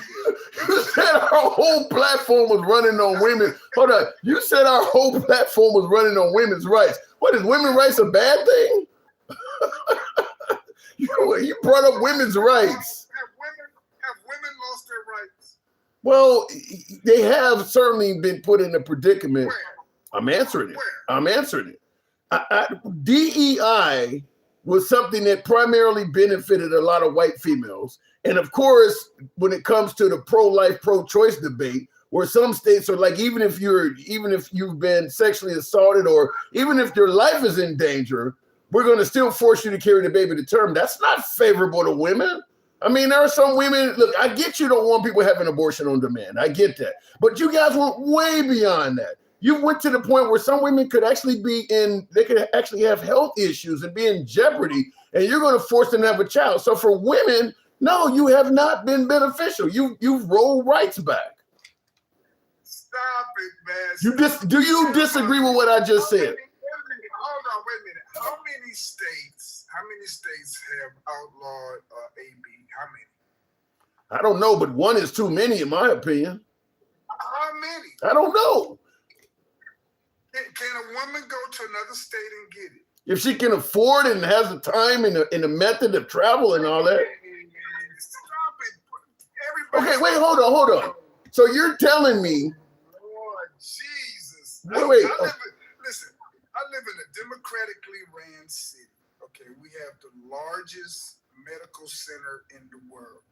We have a women's center here. There's no women, and here in Texas, it is illegal to have an AB. So here's what I don't get, Duke. Here's what I don't get. If you live in Miami and you want to terminate, you want to have an abortion, whether you want to have it for your own personal reasons or you need to medically have it, you realize how far you got to go? If you live in Miami, you realize how far you got to go to do that? There's exceptions if it is medically, if your life is in danger, then they'll go ahead on and do it. You don't read the rules. So you're telling me there is no state in America where if your life is in danger, they'll let you do it anywhere you at if your life is in danger. There's nobody that bans that. Anywhere in America, if your life is in danger, they will perform the Alexa, is there any state in America that bans abortion even if the health of the mother is in jeopardy? Yes, there are currently several states with abortion restrictions that don't include health exceptions for the mother. These laws vary by state and are subject to ongoing legal challenges and changes. Alexa, stop. She says you're lying. Okay, all right. Well, I know here in Texas we have exceptions. Okay, well, you talking about Texas. She used the phrase several states. So you're not just wrong, you're really wrong. Well, okay, I'm wrong then. If it's exception in your state, then just go to the next state. What if you don't have time? What if what is wrong with you? You don't have the time. What if it's a fifth guy? You know, what if the moon falls out the sky? You know what y'all try to do? You know what you try to do all the time? I don't know, talk some sense into you. You try to go to the absurdity to make a point. So what you're telling me is that even though I just confirmed what you said, you're telling me that ain't set women back at all. That's not a negative to women at all. No, it hasn't. Have you seen? Has it been on the news about women just falling out? No, it hasn't. Yeah. What if a woman is okay? Let me ask you this: what if she's forcefully impregnated? Hold on. Let me ask you: if she is forcefully impregnated by a criminal that's assaulting her, are you okay with making her carry that baby to term? Yes, it's the life of the child, right? Yeah. What about the health of the mom, though? Which one matters? The child or the mother? Which one matters? I believe the mother. So forget the child. I thought y'all was about children. We're not about being forced through sexual assault to be a parent. So unalive an innocent child. That's what y'all about? Do you have a daughter? Yes, I have 6, and it's not about the child then, right? Y'all don't care about children then, right?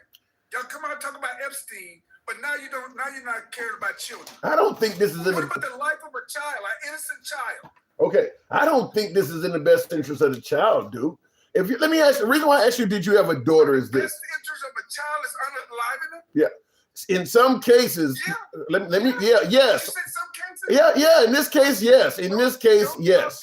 Don't tell me. These liberals don't tell me anything else about children. Nothing. Aren't you? Isn't your side the side that? Innocent child. You're saying this is where I want an innocent child to be at right here, because the mom feel as though it's bad, even though the criminal did it. Some criminal. This is the best place for a child. Man, y'all are sick. Y'all are sick. Okay, let me respond to you now. With my sick ass. Let me respond to you. So if your daughter was forcefully impregnated by somebody that assaulted her, and she was telling you, and she's telling you, Dad, I'm feeling this kick.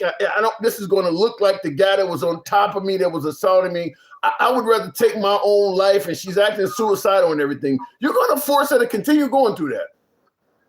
The life of the child comes first. Over your own kid. Which one comes first? The life of the child, innocent child, which did not do anything wrong, or the emotions of the woman? Which one comes first? You do realize that woman has to actually. So what happens if the woman decides? Hold on, let me ask you this.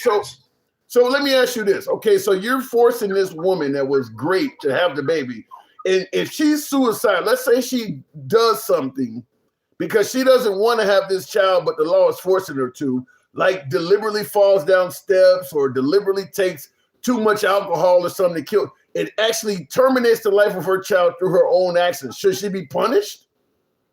Yes. Yes, the law states so. Hey, when a drunk driver, like they did here in Houston, runs into a car with a pregnant woman and the child was unalive, what did that person get? What did he get, sir? What did he get? He got in trouble. There's a guy that just ran from Texas. Over to, I believe, Italy, and Texas is trying to get him back. You see him in the news? Yeah. You see him in the news? I've heard about the story, yeah. Here's what I don't get. He got what kind? Wait a minute, no, don't run. from this. He got I'm not. Murder. What kind of murder did he get? But here's a difference though, Duke. What kind of charge? Duke, I get Duke. I'm not denying the case. You No, you don't. He didn't just get murder. He got capital murder. Okay. You know why he got capital murder? He killed somebody. He killed somebody. What somebody did he unalive? Which one? What somebody? I'm assuming you mean the baby inside of her. That's what makes it capital. Okay, here's the difference though, Duke. You're just driving home the same point. I'm not disagreeing with the point you're making. What I'm saying is this. What I'm saying is this though. The only way that child is going to survive is if that mom does everything conducive to that child's survival. If mom is saying, I don't want to go through the process of what it takes to carry a baby for 9 months, that's different than some stranger walking up and assaulting her, costing her the life of the baby. She has to take prenatals. If she smokes, she needs to stop. If she drinks, she needs to stop. If she's doing physical activities, she has to do stuff conducive to that baby surviving. That's different. If she's telling you ahead of time, I didn't want this. This person jumped on me and forced this. I don't know them. They're a stranger. You forcing her to go through that. So what if she starts becoming mentally ill and threatening to kill herself? Do you care about her at all? The child's life, the innocent little child with a heartbeat who has a soul, who does not have anything to do with the criminality of the perpetrator, is trumped over the emotional state of the person that is carrying that child. The child's, in any state, the child comes first. Any state. That is not true. Because in some states you can have it. So maybe the state where the child doesn't come first. The states Illinois, the states that the women can terminate the child. The states that the states that are no. Here's a difference. Hold on, dude. Here's the difference. Here's where you're getting things wrong. You folks on the right, from the moment of conception, you're using the phrase child. An embryo that's been conceived and is only in the womb for 2 or 3 weeks, that's not a child in the liberal states. So you keep saying a child. This is not a child. In the liberal states. Yeah. When is it called a child? Doing what? Well, first of all, if it's not able to survive on its own, it's a parasite. If the mom dies, it dies. Oh, that's what we are. Yeah. It's parasites. You know what? The truth is now out with you liberals. It's you liberals. A child is at conception. Yeah. That's the medical term. Not what you think, not what you liberals think. Child is at conception. I think you're getting it wrong. It's not what you think. That's what the law states. In the comments, somebody says, "Wow, I'm a parasite." No, here's what I mean by parasite. Parasites. I know. Let me. Parasites until we're born, right? If you cannot survive without if you cannot survive without the host, you're a parasite. Yeah, without the host, if you're a child and you're on the way home from work. I mean, if you're a child and you're with your mom and your mom gets robbed and shot, you don't die.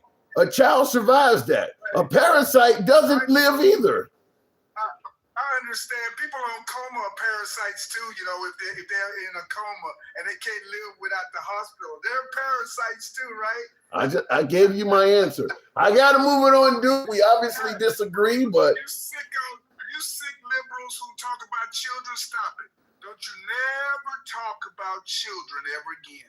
You're the worst things that's happened. This is why Donald Trump won, because the AB rights, y'all lost that, having a smorgasbord clinic right outside the convention, Democratic convention.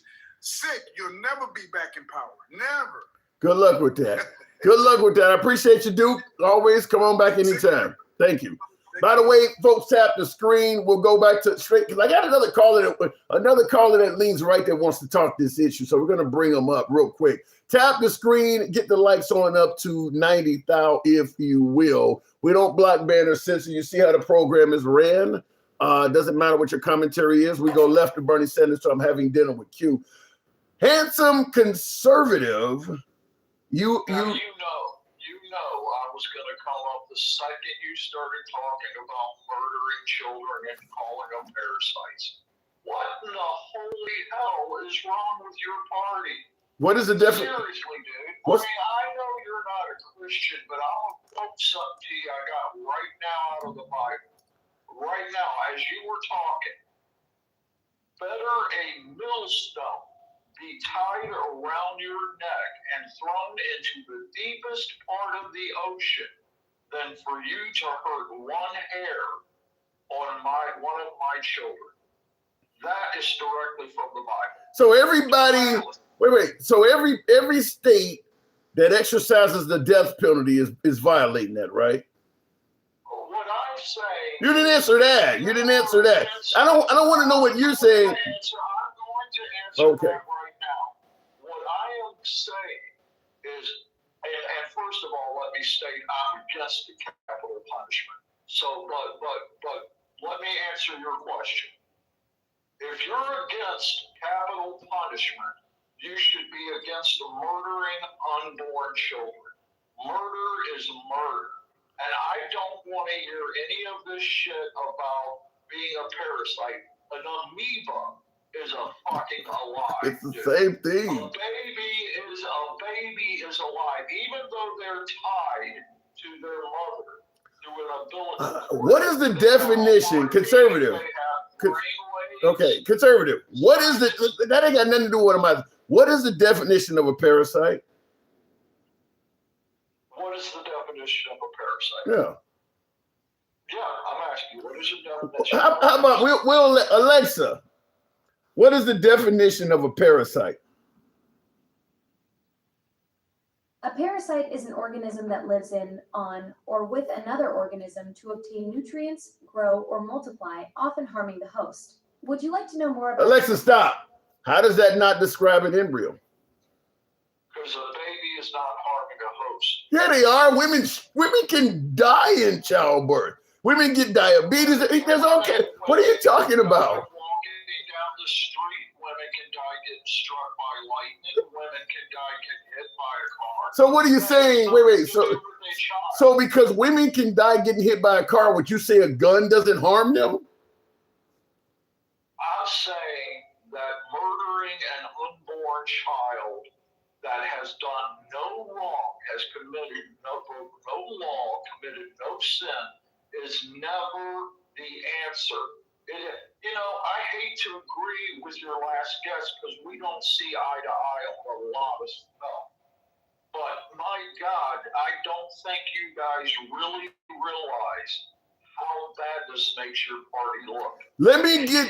It's absolutely horrible. Yeah, I disagree with you, but let me get I got a guest that wants to talk to you. And this is what's good about this is you, me, and the last guest, we're all men. Let's hear about this from a woman's perspective. Takesha, good evening. Hey, Tim. Yes. Handsome conservative. I cannot let you quote that verse like you did because you quoted it and you misused it when you quoted it.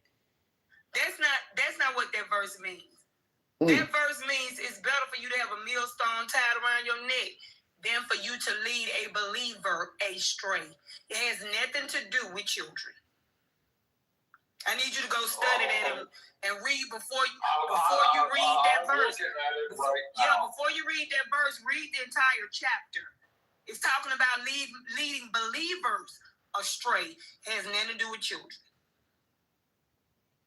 I'm looking at the verse right now, and I'm telling you, go read the whole chapter. You can't just read a verse without understanding. Okay, let him respond to you. Bottom line, I understand that you may be for abortion. If you're a Democrat, most Democrats are. I get that. We're for choice. We are for choice. It's not a choice to commit murder, man. It's wrong. It's evil. And no true Christian would ever go for that. Tim. Yes. Have I ever said that I supported abortion? You never said if you were pro-choice or pro-life. No. Exactly. I never said, Tim. I said it was the woman's choice. I don't have the right to tell a woman what to do with her body, because when I go stand before the Lord, he ain't gonna tell me Mary got rid of her child, so I'm gonna put that on you, Kiki. How do you respond to that, conservative? That is a good point. How do you respond to that? You're not gonna be held up by. Well, I'm gonna respond to it right now. When a woman can get pregnant by herself without a man's sperm, then she can go kill the baby, but she can't. So it is not just her baby that she is killing. But what if the man? What if her and the dad go down to the clinic together? So the man is okay with it. Then they are both guilty of murder. And personally, and you can laugh and giggle. I get it, dude. You have no respect for life, but this is fucking sick. It's just sick. Your party lost this is amazing to me. I'm going to. Democrats used to stand for something, but now all you do is find ways to kill children. Tim, let me make a point.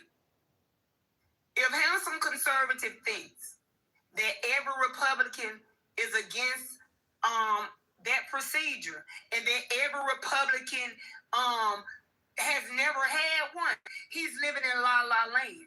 You've got some Democrats that are against that procedure. Yeah. You got some Republicans that are.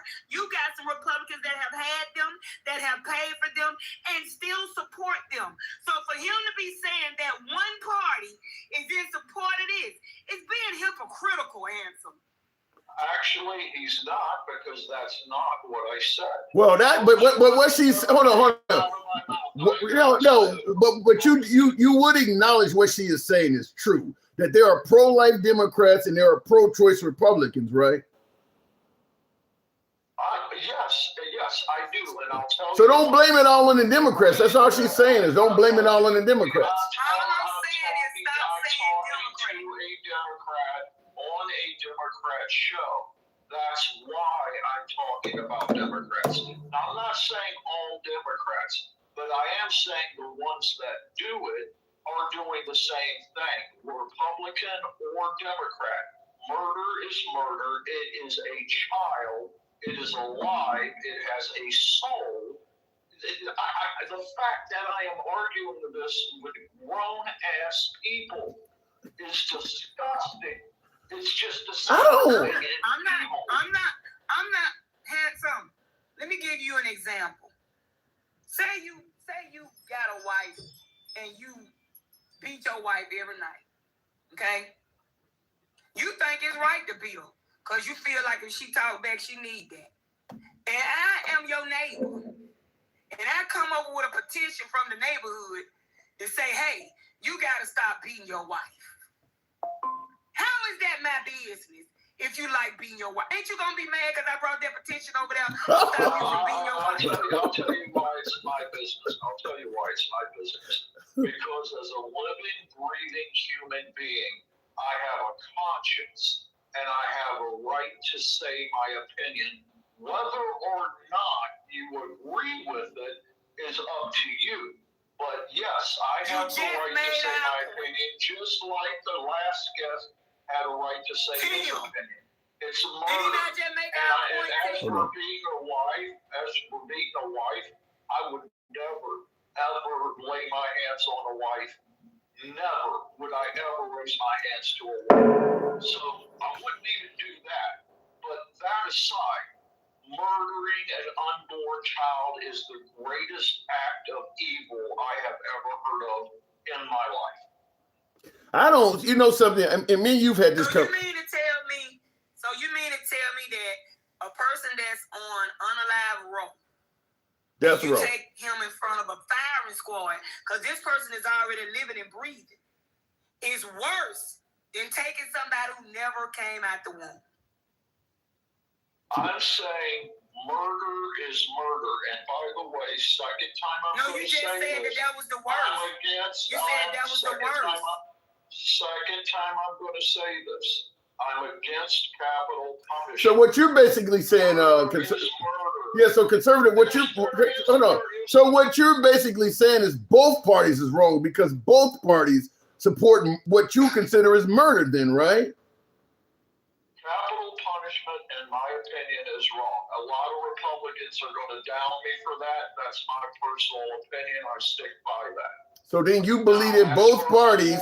You believe that both parties support murder. I've answered your question as far as capital punishment goes. As far as abortion goes, you just said there are Yeah. If there are Republicans that believe in abortion, then those people that believe in it that are Republicans are just as guilty for murdering children as Democrats are for supporting the death of children. Every time I hear shit like Black Lives Matter, remember all the Black lives that are being extinguished in fucking abortion clinics. Remember that. If you care so much about Black Lives Matter or White Lives Matter or Jewish Lives Matter, remember how many people are being murdered. Either you care or you don't. And I would say the same, and I would say the same to you. When you got folks like Charlie Kirk saying that they shouldn't get free lunches in schools, you guys are against doing, I mean, it's the same shit. So you want your party does. You're making it sound like the liberal, you making it sound, hold on, let me respond to you now. You're making it sound like the liberals don't give a shit about children, but I can cite 100 reasons why your party don't give a shit about them either. The only reason that I vote Republican, the only reason that I vote Republican, well, not the only reason, I apologize. The main reason I vote Republican is my party does not run on murdering adults. Yeah, they do. They run on murdering adults. I have never voted for any Republican that ran on. They run on murdering adults. They run on murdering adults. Yeah, go ahead. Go ahead, Takesha. I'm going to tell you how they run on unaliving children.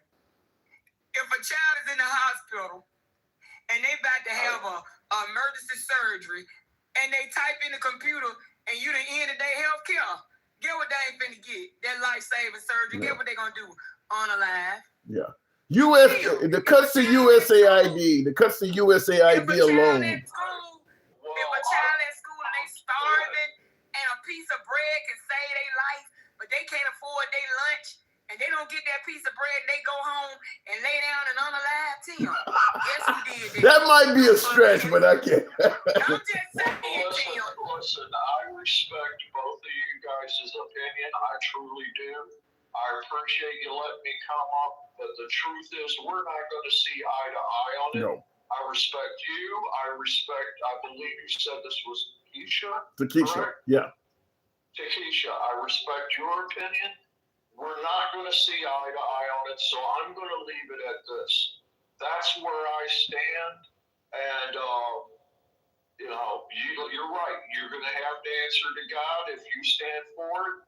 And if I'm wrong, I'm going to have to answer to God. So have a good day. All right. Thank you, conservative. Appreciate it.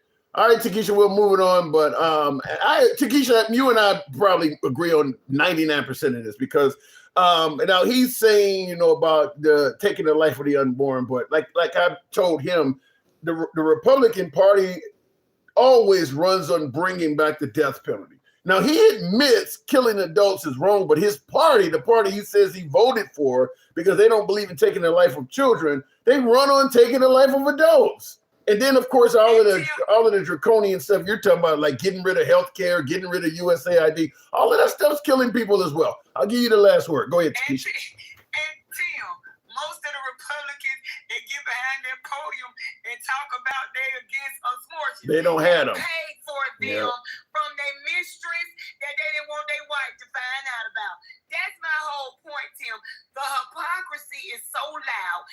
keep letting these folks just feed them anything, and it just don't work. But Tina, let me say this so I can get down, because I ain't going to get back up.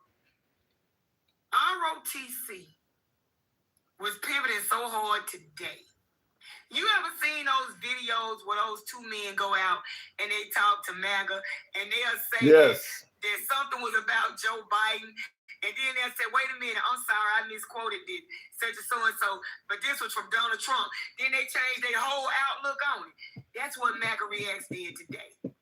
You sat up and said something about the fascists. The fascists, you had a whole reason why Trump did it versus why we do it. MAGA, you gotta stop. It's getting out of hand. It's getting out of hand, MAGA Reacts. It's really getting out of hand. But we like talking to MAGA. Thank you, Takesha. I appreciate you coming through. Like talking to MAGA. All right, we do. We do like talking to MAGA. Tap the screen for you folks who are watching on Instagram, TikTok, Substack, and Clapper. Give us a follow if you're watching this. If you're watching us live currently on YouTube, feel free to smash that like button and subscribe to the program. We're here most weekdays and including a lot of weekends. We are MAGA friendly. We don't block, ban, or censor. We say this all the time. Our comments go left of Bernie Sanders, so I'm having dinner with Q. But you can be critical of anybody on this program, up to and including yours truly, because it's all about free speech. So if you do enjoy a free speech program, you're in the right place. This is the same guy that said he would blow up. Oh my God, Jermaine, handsome conservative in the comments. One of the viewers recognized your voice, and he says this is the same guy that said he would blow up the infrastructure in Iran. He actually got you because you did say that during the war it's okay to do things such as taking out the infrastructure in the country, like the fresh water supply and what do you want to call it? Not only the fresh water supply, but the power and things like that. And that's where I have the sticking point is that, look, if you believe that taking the life of the unborn is murder, even though I disagree with that, I understand the logic behind it. Where you lose me is saying, well, I don't believe in committing murder, so I voted Republican. If you said I'm not voting for either party because you don't believe in murder, I would be more apt to understand your take, even though we disagree, but I would be willing to understand it. But the right is just as in favor of murder as the left is, based on your definition of murder. They're just as much in favor of that as the left is. It's just the right supports their type of murder and not what they claim is murder that goes against their religion or whatever. But my last guest did admit capital punishment is wrong. But in my opinion, all of the other stuff, getting rid of entitlement programs and all that other stuff, what Trump did with USAID, all of that's costing the lives of people. Putting Cuba in the dark for no reason at all. There was no reason at all to shut down all the power to Cuba. So that means in the hospitals, the people's machines that are keeping them alive, all of that stuff, they have no power for that. He's killing people. So if you decided you don't want to vote left because they're murdering people, you didn't stop the murdering by voting right. You just changed who the victims of it is. That's all you did. You just changed who is being murdered. We can bring up the church, not the church, but the school that Trump bombed in Iran, or just the bombing of Iran, period. All of that's killing people. So you didn't escape murder by voting conservative. You just changed who's being murdered. But he's absolutely murdering people. There's no denying that. Looking in the comments here, give God what's right, not what's left. Yeah, I can't trust you no more. You used to trust me? Is that what you said? Neither does a right and a wrong. What's your point? I don't know what the question you're asking me, Ezra, but yeah, that's what I'm simply saying is you just changed who's being murdered. There's a lot of folks on the right, like, go ahead and just finish off Iran. When Trump said a whole civilization was going to die tonight in Iran, the right didn't really criticize him that much. That's murder. You think he only talks? You think he's only talking about a few people? You think a whole civilization is only represented by a few people? There was going to be a whole lot of innocent people being murdered in that. And there's a lot of people on the right that supported him making that statement. So yeah, all you did is changed who is being murdered. You don't want unborn babies being murdered, but you're okay with Iran, Iranians or Somalis, or I'm okay with you murdering these people, just don't murder these. It's still murder. Looking in the comments, yeah, we all know Trump doesn't have a brain, says one of my viewers. By the way, I did a poll asking a question, are Democrats too hard on President Trump, which is the actual topic of the show. 96 respondents so far. 32% said yes, Democrats are too harsh on President Trump. So about a third of the respondents said Democrats are too hard on President Trump. 68% said no. So there you go. Duke Vader says, thank you, Trump, for standing up for children. I don't see how saying a child shouldn't get a free lunch in schools is standing up for children. I don't see how going against daycare you're standing up for birth. Once the child is born, Trump ain't doing, give me something Trump is doing that constitutes a standing up for a living child outside of the womb. He ain't doing shit. Standing up for children. No, he's not. He's standing up for embryos, fetus, and the unborn. Once that child is born, he ain't doing shit. Give me some programs he's put in place to stand up for children. Let me know what I'm getting wrong. Let me go back to the box. We'll make it happen with user 905. Good evening, user. No, sir, he didn't get me infrastructures, not aliving babies. You really believe that? Conservative, you really believe that if Trump took out the infrastructure of Iran, he wouldn't kill some babies in the process? You really think he could take out the fresh water supply, all the power to a country, blowing up bridges and shit? No babies are going to be injured in that, huh? No pregnant moms are going to be killed in that, huh? Where are you getting that? What makes you think that way? Buildings are not alive, children are. What do you mean buildings? People are in the buildings. You think they're just going to go around Iran blowing up vacant buildings? They're blowing up structures so what are you saying? So in other words, it's wrong for a mom to terminate her child, but if the mom goes inside the house and you blow the house up, it's fair game. That's what you said. Buildings are not children. So if a pregnant mom is at home and you blow the home up, that's okay, because it's a building we targeted. We didn't target the mom. That's a spin for your ass right there. Let me go to the bots. We will bring up Gangsta Grandma on Instagram. If you take out water, how will they live? That's the question I'm asking as well. Guess Bill Clinton was standing up on the island too. I don't know where that's coming from, dude. But he wasn't on the island alone, I'll tell you that.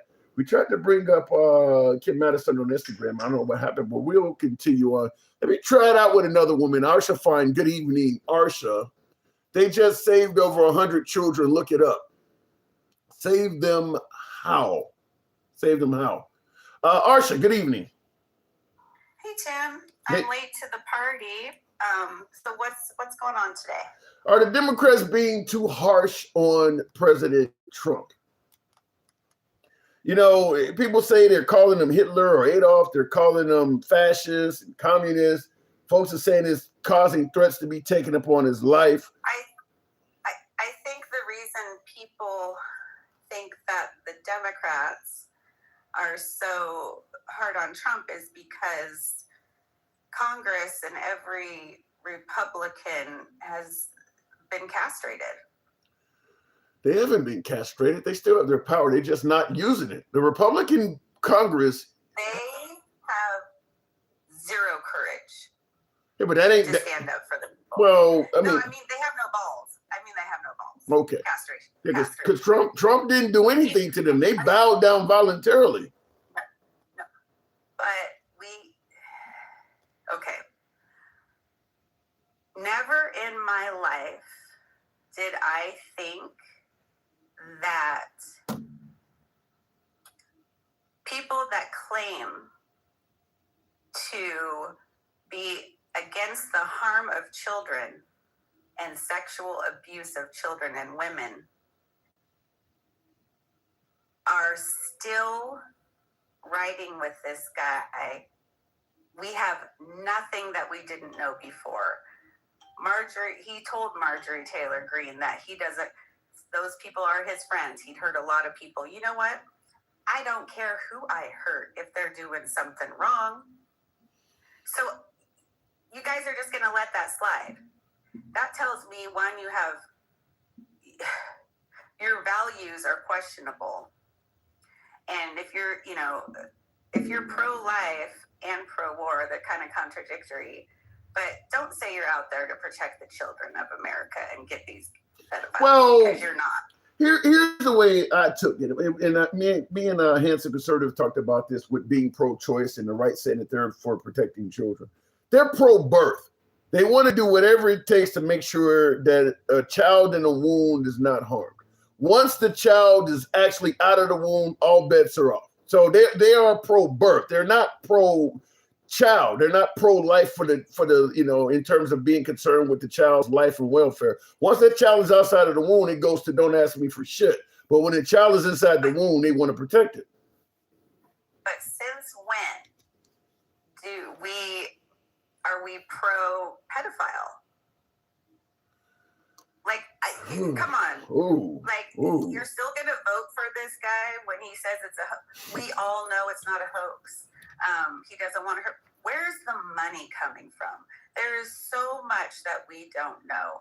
And the fact that his supporters are choosing to still, and you can say, oh, I like his policies. You know what?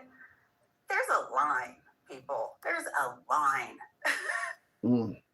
I don't know. I don't have an answer for that. I guess I would ask you, why do you believe that they continue to ride with Trump, even though the Epstein stuff looks like it is connected to him more than he's let on? Or even if Trump is 100% innocent and hasn't abused any children, he's at the very least protecting people that have, because he's not letting the list come out in its entirety. So either he's in on it, or at the very least he's protecting people, and MAGA's riding with him no matter what. Why do you think that is?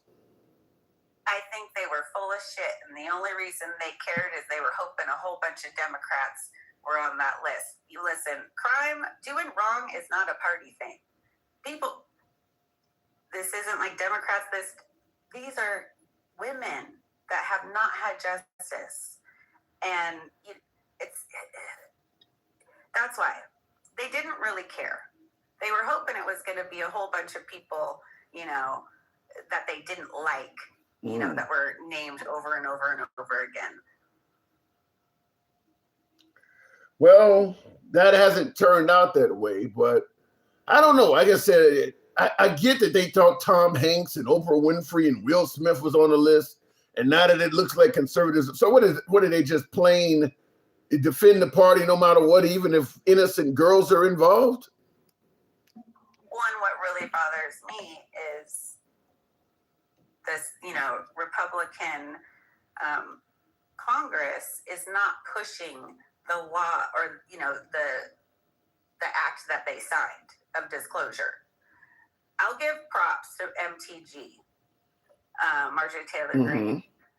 She stood her ground on what was right. She didn't waver because of loyalty. I'll give her props. I actually have some respect for her. Look where it's got her. Look where it's got her. I mean, death threats, her business is trash, her political career is over with. Look where it's gotten her. You know what? But standing up for what's right is worth that.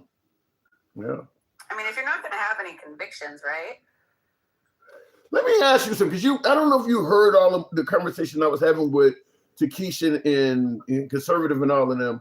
How do you respond? Because we were talking about the pro-life, pro-choice debate. How do you respond to folks who suggest, like, I think Duke and Conservative was saying that the liberals are a baby murdering party?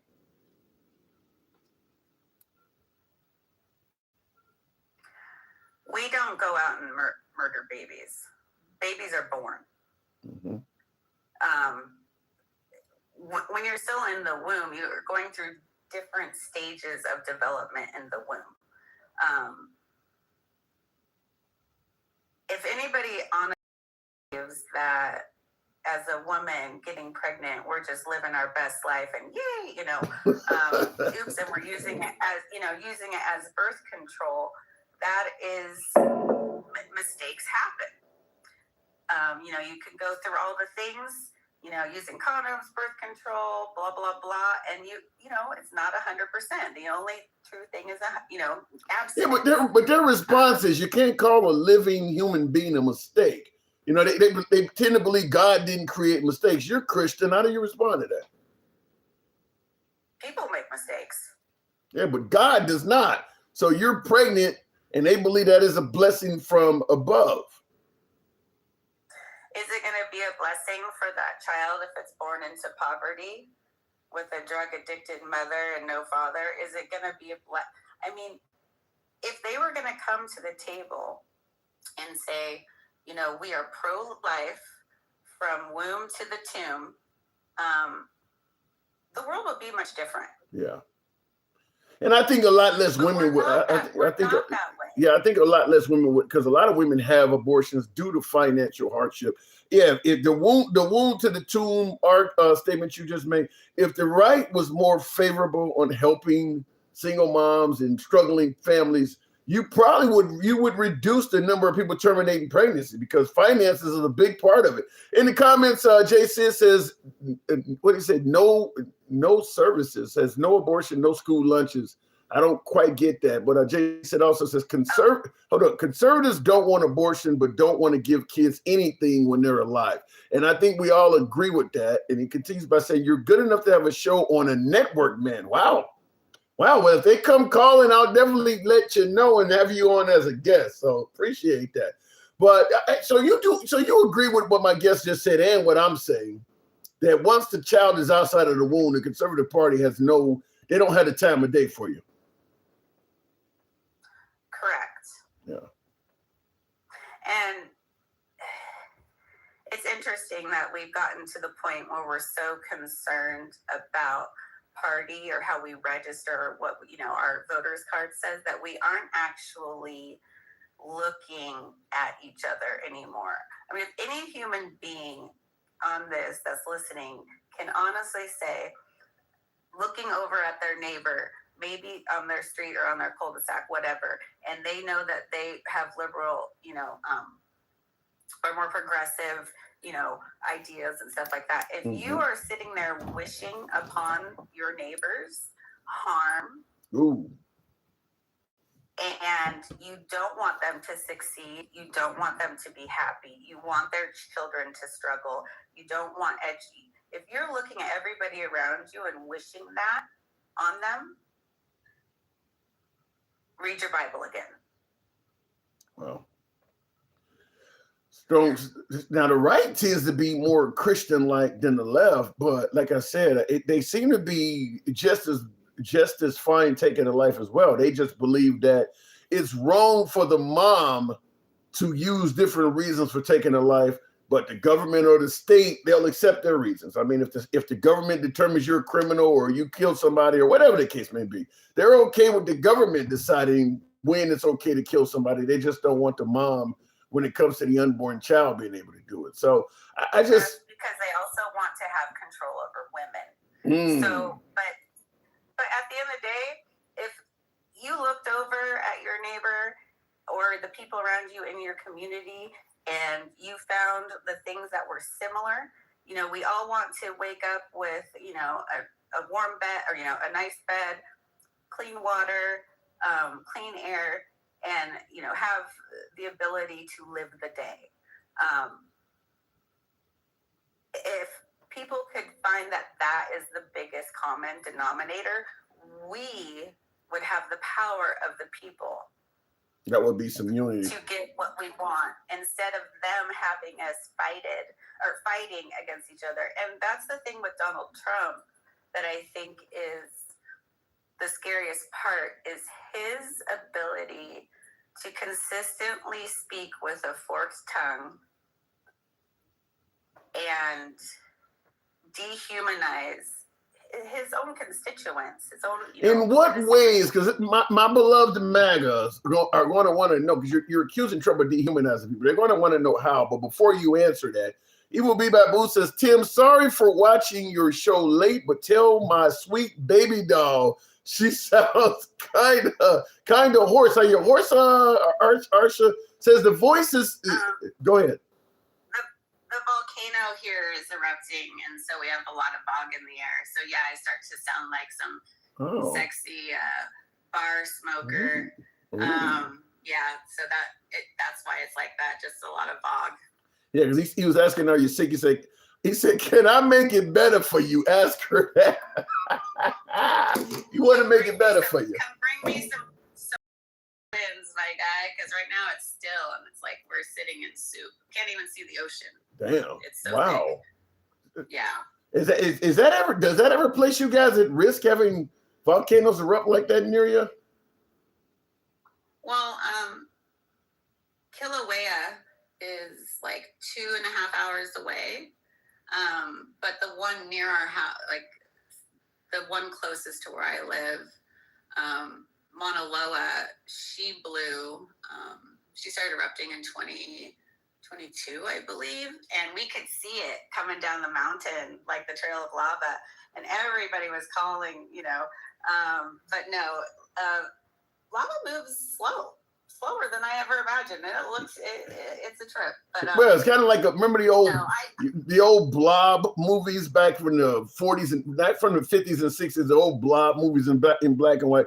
The blob moves slow, but it ultimately catches up with you. I mean, I wouldn't want to be anywhere where lava's coming down the hill. Yeah, so I live on the Big Island, so it's very what we would call rural because it's a very big island. There's a lot of land, but there's tons of lava fields. Does lava make new land? Over time, it'll probably be like the island of Kauai, which is the oldest island. So that's why they have the red dirt, but it's going to take like millions of years before the Big Island does that. It's still developing. Kilauea is still making her stuff. Fair enough.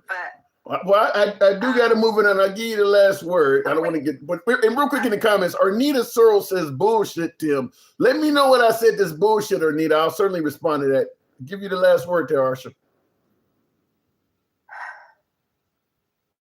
It's time for everybody to not everybody. It's time for some people to just wake up. I don't know what kind of trance they're under. I don't know what's in their water system. I don't know. But I cannot wait until he's the perfect groomer. That's all I can say. Ooh, the perfect groomer. You're talking about our commander-in-chief. Yep. Damn. Arsha, always a pleasure. Thank you very much. You're making them erupt. All right, aloha. Thank you. I don't even know what to say back. What do you say back when they say aloha? I don't know. Tap the screen, get the lights up. You said I can't remember. I saw it in the comments. I did want to address it, but she was talking. Debbie says deny, deny, deny. That's kind of how things go. Aloha is the response. Okay. I don't wish any harm on my neighbors. I wish wisdom and intelligence not to murder on unborn children. Like I said, you guys on the right are for murder. You want to protect the unborn children. And you lose me with the no free lunch in schools and all of that stuff. It ain't about protecting children. It's about protecting birth. After the birth, you don't give a fuck about the kids. Real quick in the comments before we move on. She's going to be Pompeii all over again. Tap the screen. Get the likes on up to 125, not 100, 100, HUNNIT. And we'll go to the next caller. We're talking about, and I'll give you, because we went in a lot of different directions with the program, but I do want to go into what we originally were going to talk about, and that being, are the Democrats too hard on Trump? Are they unfair to our commander-in-chief? And the questions I want to ask each caller, which I didn't get around to because, like any show, we go in a million different directions. But one of the questions was, why do Democrats, liberals, and blacks hate Trump so much? We're asking, are the Democrats too harsh? Are the liberals too harsh on President Trump? And also, is there any hope, to reverse Trump's image with the Democrats? I see in the comments, Michael Thomas says not hard enough. Is there any hope of reversing Trump's image with Democrats? What would a Republican victory look like in the midterms? Let's say the gerrymandering and all this stuff really works well for Trump, so that they secure, or they maintain control of both the Congress and Senate in the midterms. What would a Republican victory look like going forward? And just a follow-up question. If for some reason the Democrats were to be successful in the midterms, Senate and Congress, which many analysts are predicting. And by the way, thank you, Travelman. Some of you folks help your boy out with the hat, mustache, tick-tock cap goals. Haven't been soliciting that. Haven't been seeing them. So thank you, Travelman and Alter Ego. If the Democrats are successful in the midterms, Senate and House, 3 things you want them to do right away. 3 things you want the Democrats, if they are successful in the midterms, to do right away. Travelman, perfect guy to ask that question. Democrats win the Senate, take back the Senate and the House in the midterms. 3 things you want them to do right away. What say you? Good evening. Good evening, Tim. How you doing, man? It's a rough program. It's a rough show today. It's a rough show. Man, when you talk to people in cults and shit, and all kind of crazy things going on. Go ahead. The main thing that I would like for them to do, number 1, is perform oversight. That's number 1. In what way? They need to have oversight on the government contracts, on what his family is doing. They need to have oversight on why do we have 2 real estate guys over there negotiating with Iran and Russia instead of having professionals and people that have experience.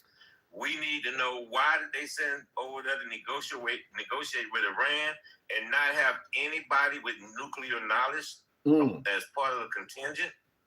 See, we need to find this kind of stuff out. And then we need to find out what the hell them cats and dogs that Trump said they was eating. You don't really want, if the Democrats win the midterms, you don't really want them wasting time looking for cats and dogs being eaten, do you? No. Okay. No. We know that's a lie. We know that's a lie. Then they need to take a look at why do we need $1.5 trillion in our defense budget? But you know what's going on, and you're a veteran that did the full ride, but I'm going to tell you what you probably already know. The minute you start questioning defense budgets and spending or saying they're getting too much, they're going to say you hate the military. Now, obviously, that can't be said towards you, and thank you for your service, but any Democrat that starts questioning the military budget, they're going to say you're doing it. Just like with the police, you start questioning the police, you hate the cops, they're going to say you hate the military. Democrats don't stand by the military. But see, this is part of their modus operandi. Anytime you say anything, you either unpatriotic, you a victim, you hate Trump, okay? You hate your country. You hate your country. That's the main one. Yeah. You hate America. And who are you to tell somebody that they hate America? But they need, what else we need to find out? What the hell are we doing over in Iran? And what was the plan before we went in there? And why they did not know that they were going to close the Strait of Hormuz? We need these answers. That's what we need. Okay? And then we need to know, why did you keep an aircraft carrier deployed for damn near a year? Well, the deployment, they're going to say national security or the security of the nation, we were at war. But your other question about why didn't we know they were going to shut the Strait of Hormuz and things like that, chances are if the Democrats were to win the House and Senate and offer protections, you'll probably have a whole bunch of top brass in the military saying, we did tell him that. He just threw it out. He probably were told that. They need to investigate what is going on in the Caribbean and over in the Eastern Pacific, in the Eastern Pacific, where they're carrying D-rugs. You talking about the Venezuelan, the Venezuelan drug boats. Yep, and then also, I'll let you know though, I will be in Norfolk when the USS Ford pulls in. It's gonna be great, and I'll be down there. Nice. Send me some. If you take some photos, send the brother some. I would like to see that. That's pretty cool. That is pretty cool, man. Nothing's like a Navy homecoming. I've been fortunate enough to be a part of quite a few of them. Nothing's like it. But on that also, because of this deployment, now this is a new ship, but she has to go back into the yards for a year. Damn. Because of this deployment. Because the deployment was 3 months. So what is it? So what happens if because the deployment lasted so long? So what is for repairs or something? Yeah, it's the wear and tear on the ship.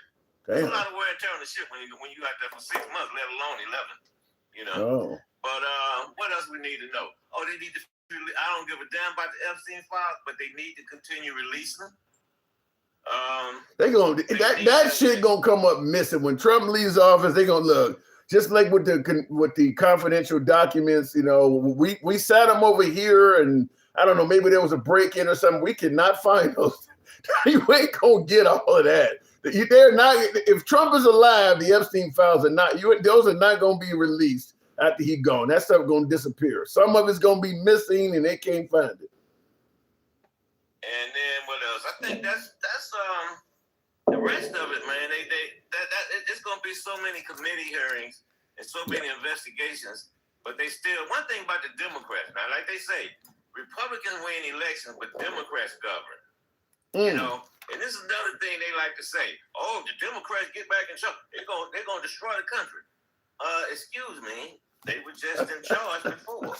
Well, they did. They think Biden let in millions of folks who we don't know who the hell they are, and they were letting transgender convert our kids. They do believe the Democrats are destroying the country.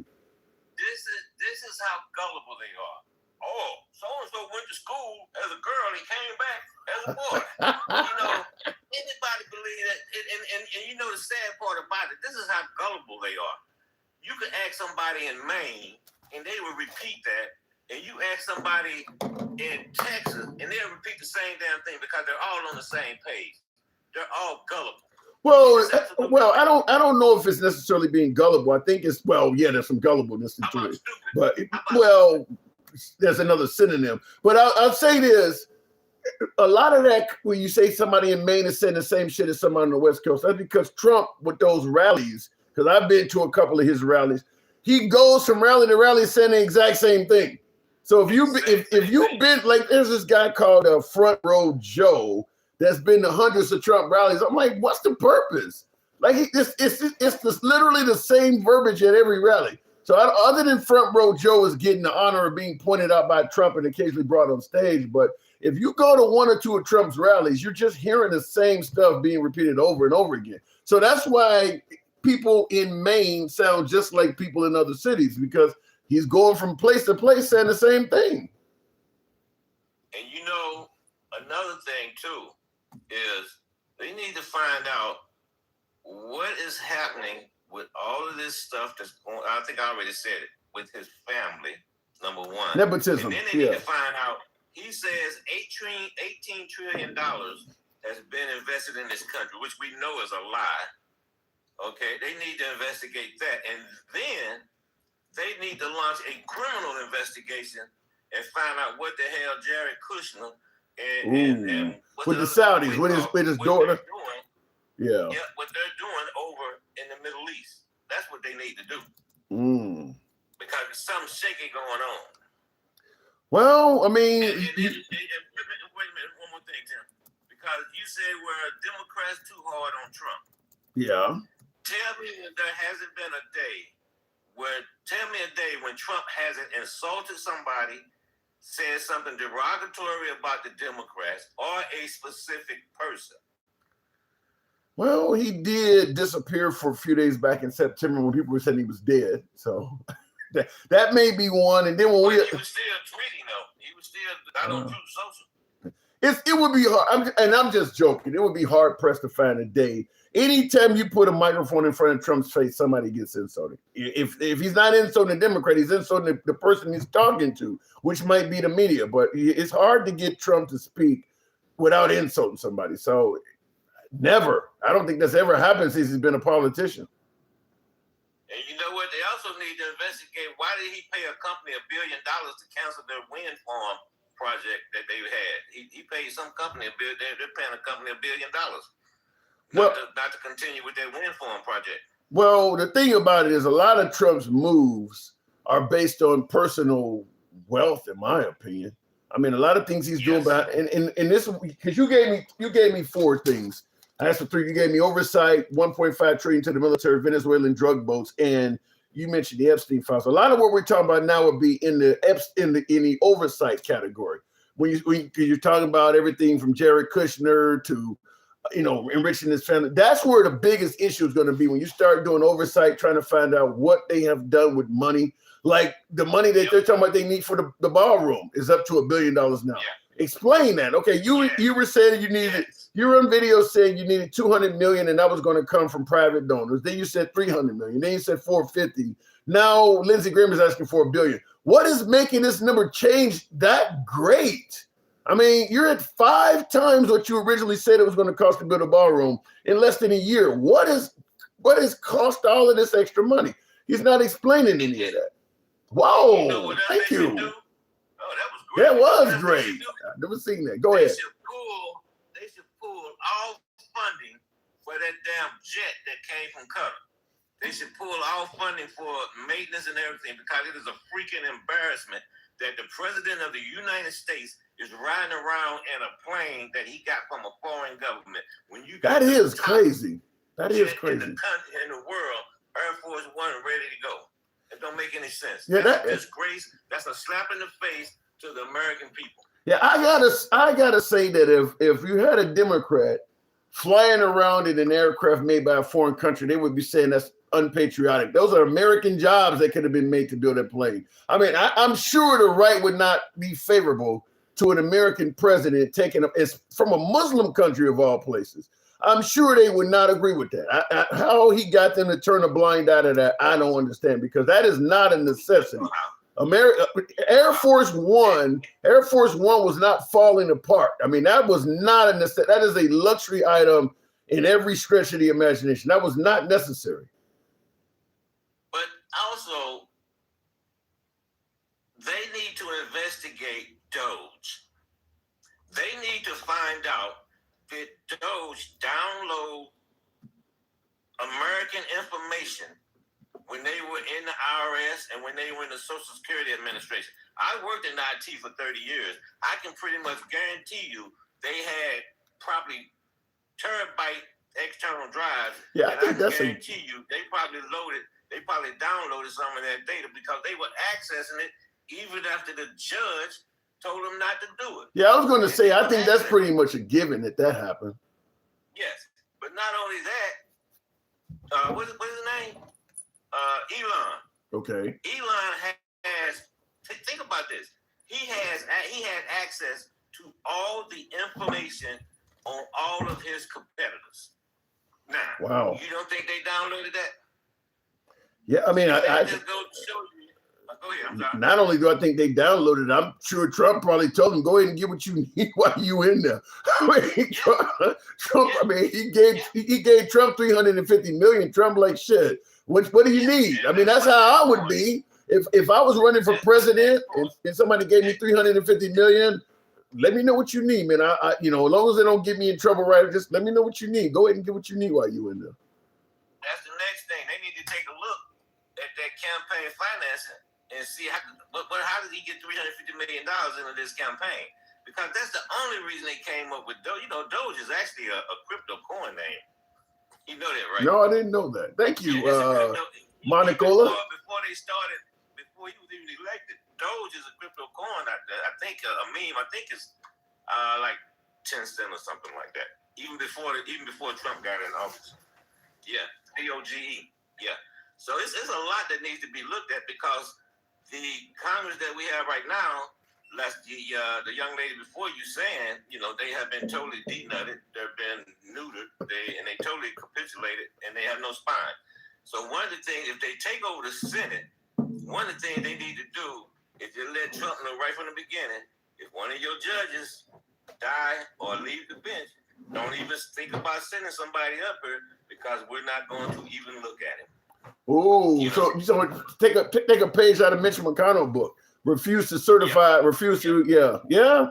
And there's nothing the right could say about that. You're right. If the Republicans lose the Senate, and the Democrats publicly state, we're not going to allow you to replace what is his name, Clarence Thomas or Alito. There's nothing they can say because they done it with Obama. They did exactly that. So that would be interesting. I'm sure Trump would go ape shit, but that would be interesting. Hey, and then this other thing too, Tim, is one last thing here. You know, they like to bring up the fact that when you ask a Democrat, they can't tell you what's the definition of a woman. Yeah. Yeah, you know, they love to bring that up, even though that's a stupid ass question. I'm not gonna even answer it. Okay. It's a gotcha question. But at the same time, they can't say that Trump lost the election in 2020. They had a panel of appointees, and not just the judges, but you ask any appointee that comes up in front of Congress for the committee hearing, and not one has ever said that Trump lost. You can't even get damn congressmen in Congress to say that Trump lost the election. Well, just like the Democrats we're trying to pander to the LGBTQ community. Obviously, folks are not answering whether Trump lost the election because they're trying to pander to him. It's for the same purpose. Okay, well, if they're pandering to the LGBTQ, if you give $12 billion to farmers or $24 billion the first term, isn't that pandering? Oh yeah, there's a lot of pandering going around, but I'm just saying in those two cases, there's a ton of pandering going around. But the right is not going to risk saying Trump lost the 2020 election because they know it'll cause them, problems with President Trump himself. He wants them to take the stand to keep backing that shit up. It'll come out later on. Some of them will, in regards to defending their legacy throughout history, some of them will come out and say, look, I was scared, or he made threats. Some of them are going to play it, just like on January 6th, when it became time for prosecuting a lot of them January 6th people. Well, Trump made me do it, and Trump said, and they were throwing him under the bus. That will happen in the future. And I'll tell you another thing too, as far as legacy and this thing with Iran, that's it, dude. His legacy, he screwed that up. Not that he was gonna have a good legacy anyway, but doing what they did in Iran, think about it. Why did we end up in this situation? You know what? They like to talk about, well, because of the uranium, this, that, and the other. It's because they fired all the top people in the military that would have probably prevented that because none of them would have went along with it, along with all of the JAG officers. There's no General Milley anymore. Now you got a 3-star up there that's telling him that you shouldn't do that. He was like, F you, I'm doing it anyway. And they went in and they did it. And now we got this clusterfuck where, excuse my French, the UAE is pissed off because Iran hit one of their main infrastructure structures. You got Oman is pissed off, Qatar is pissed off, Kuwait is pissed off, Saudi is pissed off, and that's just the Middle East. That's not even talking about Europe. NATO's pissed off. They had 40 nation meetings to see about getting the ships through the strait, and the meetings were held without the United States. We are actually on the verge of becoming, besides a country full of assholes, we are based on our leadership, because the country, the company, we are a reflection of the leader. And you see how jacked up our leader is right now, and look at the toxicity of the country. It's the same way, the way that people talk to each other and all that stuff. So we are basically becoming isolated from all our other allies, and they are moving forward. Yeah, the EU is the second largest economy behind the U.S. Yeah, I do gotta move it on. But Chris Christie said it best on one of the Sunday shows. He was on This Week with George Stephanopoulos a couple weeks ago, and he said, what is happening is America first is becoming America alone. And I agree. That's what's happening. Like you just said, we're becoming isolated. And it's not, without Trump, you got to take note of Trump saying we don't need NATO, and he's criticizing Canada. I mean, he pretty much has told everybody to fuck off. So it's not America first, it's America alone. Last word to you. But how can you insult people for 18 months and say during an interview that some world leader was kissing my ass? You know, and then you gonna go over there and say, help me open it straight up. You know what? He probably told Trump, you know what, kiss my ass. I didn't say it was going to make sense. Travelman, thanks for coming through. This is our president. Thank you, appreciate it. And by the way, he is right. I've said this before: is that these leaders, whether we're talking about Trudeau in Canada or what is the guy, Farmer? What is the guy's name in the UK? I can't, Sharma, whatever the names are. I can't think of all the folks' names. But fact is, even though those countries are smaller than America, the prime ministers and chancellors and presidents of these countries, they have a voting base in their own country. There's a lot of French citizens, they got to pick who they want to run France, or Canadians, they got to pick who they want to run Canada. When you're letting the American president talk to you like shit on the world stage, and then he gets you to go to wars that he didn't ask you, didn't even give you the heads up and tell you about or anything. When it's time to run for office, your people are going to tell you, how do we know you're not going to stand? How do we know you're going to stand up for our country? You didn't even stand up to America when he was talking to you like that. So Trump kind of forces the hand of these people that he's complaining about that are not backing up America. You kind of force them to do that when you treat them like shit. They got people in their countries they got to answer to. Their people know what you're saying about their leaders. So it's just like any of us. Let's say you're a mom, you're a dad, whatever the case may be. It's one thing if somebody is messing with you or threatening you that's twice your size, and you choose to back down to avoid the ass kicking or to avoid the fight. It's another thing if they do it while your kids are there. So if somebody is fucking with you in front of your kids, you may be more likely to stand up even against insurmountable odds because you don't want your kid to see you get punked out like that. That's what's going on here. These people have folks that they count on to vote for them and support them and respect them as leaders. They can't just let Trump treat them like shit like that on the world stage, which is why I've stated many times is that Trump could probably have accomplished significantly more if he wasn't so public with his comments and things like that. Like, let's say, for instance, that he started the war with Iran. What a politician does at that point is you start having your assistants and things like that making phone calls behind the scenes to see what kind of support you can get. You want the UK to send a ship, have Rubio call the UK, talk to them in a dignified manner. There's something the UK may need in the future. Maybe they're looking to purchase some F-35s. You can give them a 10% discount on or something like that. This guy is known for the art of the deal. Where are the fucking deals at? Has he made any deals at all since he's been on the world stage? Since he came down the escalator in 2015? Where are the fucking deals at? Why don't he know how to make deals? The way he's acting is not that's not the way you make deals. A few behind the scenes phone calls and a lot of the drama that Trump is dealing with would not be happening. Just simply call these nations behind the scenes, make some kind of deal, and look, we can handle Iran, but we just need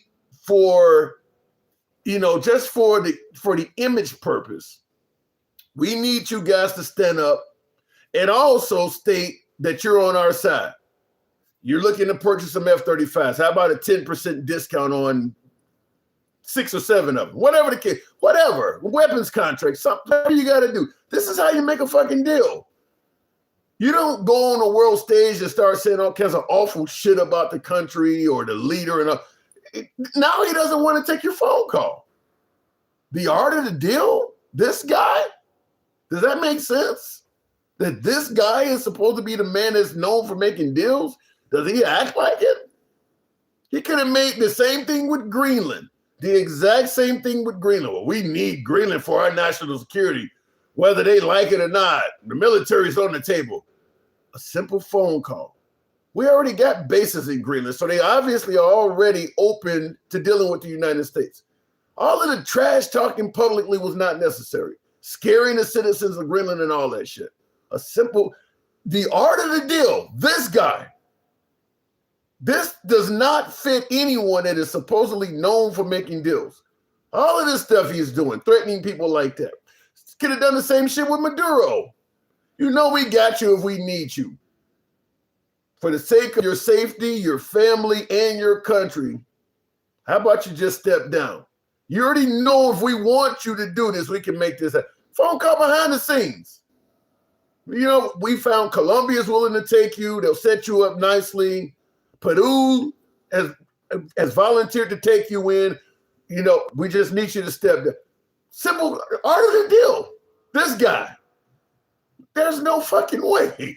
This guy is what he was doing as a businessman was probably the exact same shit he's doing as a president. He was bullying people and just making shit happen. He don't come across like somebody that know how to make deals, because these are deals somebody in his position could easily make without all the rough language and the insults publicly. That don't have to be done. He's doing that because he's enjoying it. This has nothing to do with being somebody who's a great deal maker. These are easy deals to make when you got the finances, the power, the military of the United States, and the respect that we used to have. These are easy deals to make. He's just like, fuck it. I don't need to make a deal with them. I'm just going to bully them and take their shit. And this is where we are. Anyway, tap the screen, get the likes on up to 135,000. Help your boy out with the hat, mustache, TikTok cap goals that we've been very short of today. He's not a good businessman. Being a good businessman means everyone is successful, not just you. I don't agree with that in America, in a capitalist environment, facts only. Debo, somebody, thank you, Debo, for the hat and mustache. I don't agree with you when you say that being a good businessman means everybody is successful, not just you. I think being a morally good businessman is exactly what you said. But you got Jeff Bezos running Amazon right now, making a fucking killing. And there are people out here suggesting that the drivers that deliver your packages are pissing in bottles because they don't even get a break to use the bathroom. He's not a good businessman. He's a successful one. So he's a good businessman, but he's not a morally good businessman. There's a whole lot of people like that. Walmart started out very successful. They were not good to their employees. So you can be a good businessman, but not morally good. So everybody don't have to be doing well. You can be just doing well on your own. He's a failed businessman, says Blessings.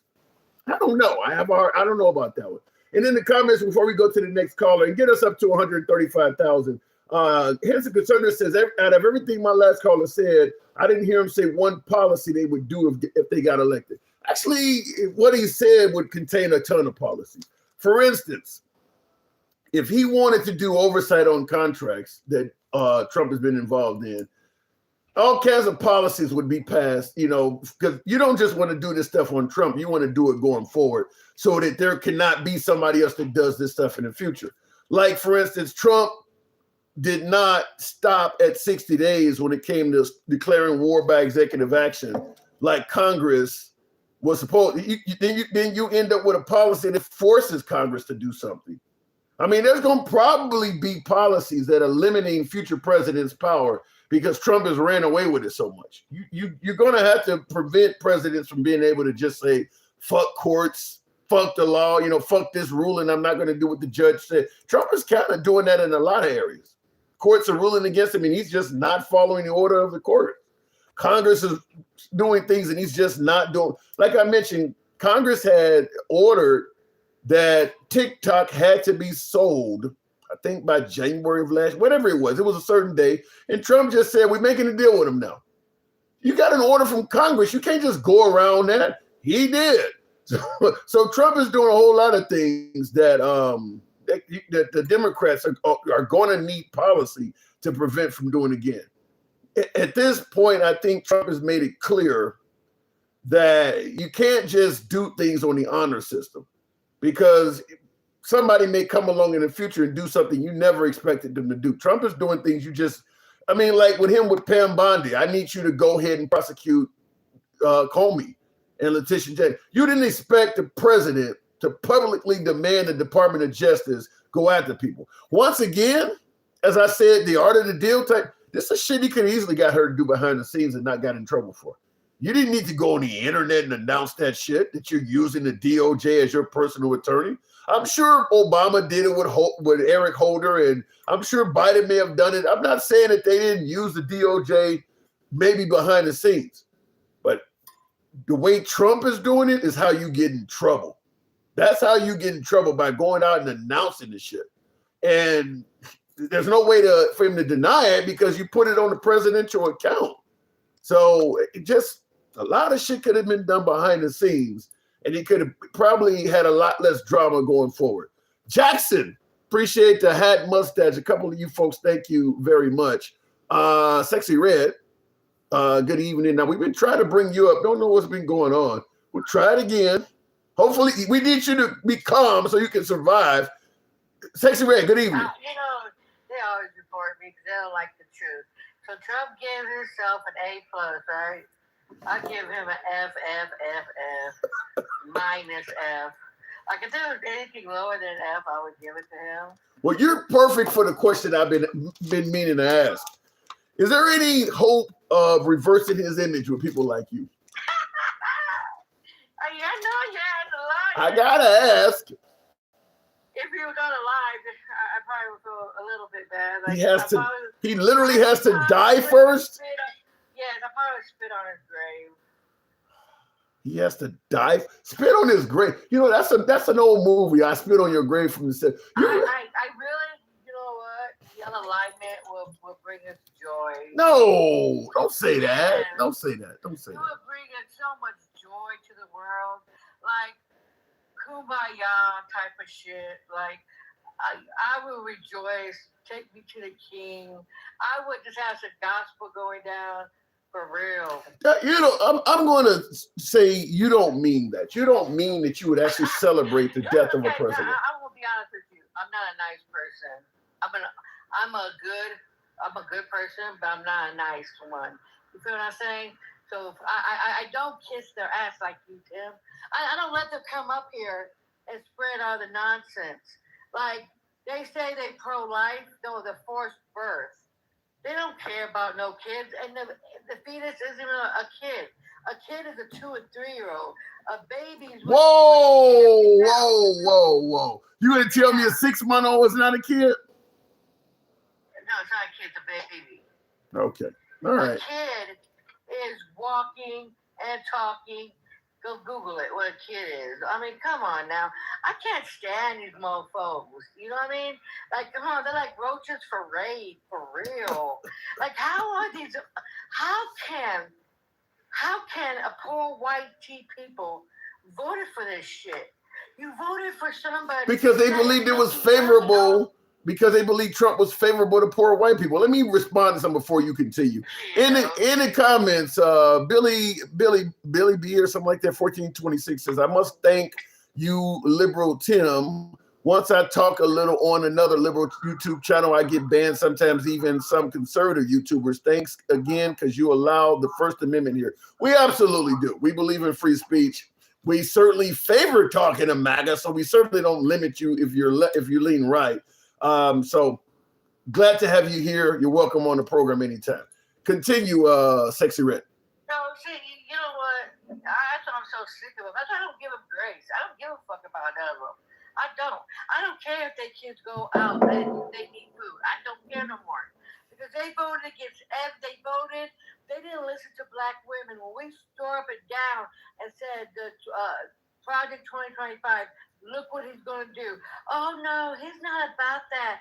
He's going to lower groceries, and he's going to do this, he's going to do that, and oh, my God, he's not about WARs. The only reason why we're doing the WARs is to keep more drama going. He doesn't even want the election. Whoa. So you said the only reason we're at war is to keep... So you think he just started this just for the sake of creating drama? Yeah, because the Epstein files. That, and he asked, what was that guy? what was that dude that came over here from Ukraine? Yeah, he asked them. Zelensky. Yeah, I know what you're talking about. Zelensky. Yeah. He said if we're at war, in war, at war they don't vote, but we still do though. See, see how he doesn't comprehend? So yeah, he's starting everything. And let me tell y'all idiots this right now. They're coming after black voters because why? Because we're very powerful. They're trying to take us back to Jim Crow era. Ooh. And it's not gonna go back down like that. You know what I mean? They're scared of us. They are. They said that our vote don't count, then why are they trying to take it from us? Well, why are they trying? Well, they tend to have a different belief that they're not fucking with the black vote. I get your point though. Oh my God. Real quick in regards to the poll I asked. The poll was, are Democrats too hard on Trump? 300 plus respondents so far. Out of the 300 folks, 31% said yes, the Democrats are too hard on Trump. So that's over 100. That's about 100 people. Man, I wish I was a senator because I'll be going straight ham on Donald Trump. I'll be roasting the shit out of him every single day. I would send him poop for my damn dog and tell him to eat it. You know, I would make him a chocolate pie. I really would. A special chocolate pie. What's in that pie? Shit. I really would send him a special chocolate pie. Have you ever seen the movie The Help? Yes, I would do that. Oh my I would God. send him a special chocolate pie. I would look at you and think you wanted to give him a cream pie. Dude, I would never touch that man. You really think I would touch it? I'm pro-black. And you know what? Today, I promise y'all, I'm going to tell you this. Today, I was on a black maggot slide, right? He said, I'm pro-black. I'm for the black people. You know what I got up there and I said, what you say? Oh, I'm pro-black. But you voted for the Triple K? You voted for racism? You're not comparing. No, you can't compare. What has Trump done? Okay, you keep saying the same thing. What has Trump done? What has Trump done to compare him to the Triple K? Really? Yes. Tim, I was trying to be nice to you. Do I gotta drag you to the pit of hell? No, I was trying my best. I am high as hell. And I was just like, chillaxing. And now you're up here saying... You're comparing the man to the Triple K guy. But you're comparing him to the... He is. All of them are the Triple K, dog. What are you talking about, Willis? And you cannot be pro-black and vote for this man. He has done nothing but undo things for us. He took Black history out of schools. He's taken Black history out of everything. And then he's over here firing over 300,000 Black women. That is not pro-black. I got an individual in the comments in reference to you. T-Biz says, this lady is setting y'all back further than Trump ever has. Talking about you. Kiss my black ass, too. You know what I mean? Like, dog, you're white as shit. You're over here telling me, get the hell gone. I can't stand these snow roaches. Oh, God. The saltines is really popping tonight, man. Woof, woof. You know what? This is what's funny about these motherfuckers. This is what is so funny. They say they pro-life, right? But they're stripping women of Medicaid, Medicare, WIC, food stamps. They're taking things away from their children. You know what? 1 out of 5 kids in West Virginia go hungry every single day. But yet they can't feed them, but they go do a war. You know what I mean? But come on. This is crazy. But they're pro-choice. So they're pro-life. I'm pro-choice. I'm really pro, what's that called, pro-life? Because you know what? I'd rather have a woman have a baby if she really wanted it too, right? But I'll have her set up that if she wants to have a baby, she'd go out and get food stamps and stuff and feed her baby. If she needs WIC, she has it. If she needs Medicaid, she has it. If she needs to stay at home for 6 months, she has it because she has food for her baby. Well, you know, they're And that's really pro-life. You know what it is? Forced birth. And then they call a fetus and a zygote a child. What the hell is a zygote? That is What is a zygote? crazy. What the hell is a zygote? You don't know what a zygote is? No. Lord have mercy. You didn't go to school? What the fuck is a zygote? A zygote is the first stages of an embryo. There has no sentience, there's no brain, no heart. It's just a glob of cells. That is a zygote. What? Handsome conservative. I know that. Handsome conservative said a zygote is what Democrats call undeveloped babies so they can murder them. It's not a baby. And if he really was a Christian, okay, he would read the Bible because God made Adam out of dirt. God breathed into Adam's nostrils and said there's life. So God said that true life begins at first breath. So let me get that shit situated. It was in Genesis, James, and everywhere in the Bible. There's like 6 legit Bible verses saying when life is. It's the only thing it is that the mofos want forced birth. They don't give a damn. And you know what it is, though? They don't give a damn about black and brown women having them because you can obviously see who's unaliving, like in Georgia. But they want the white tea women. Listen, women, to the white tea idiots. Well, they don't give a damn about you. They want you to breed because they swear up and down you mofos are jumping over the fence and getting BBC. Well, real quick, in response to you saying that conservatives should read the Bible, he says he does read the Bible every day. And he says every child from Adam and Eve was created in the womb. That's what he says. No. Do you see that? Do you see that? God made Adam out of dirt. God breathed into Adam. No, that ain't you didn't hear what I said. That's the first sign of life. No, he said every child from Adam and Eve on was created in the womb. Oh my God! But okay, you know what? When you take a 6-week-old, right? I had a miscarriage, right? I had a miscarriage at 8 weeks. It was a clump of cells. Okay, are you going to go breed? Are you going to what? Are you going to try to save that? It was a clump of cells. It cannot. You can't save a clump of cells. Oh well, get over it. If a woman got raped, right? Like I did at 14. Ooh. I had AB. I had to have an AB. I didn't want to know. You do know how psychological it would be to have a. No, but like Duke, like conservative and Duke says, the child.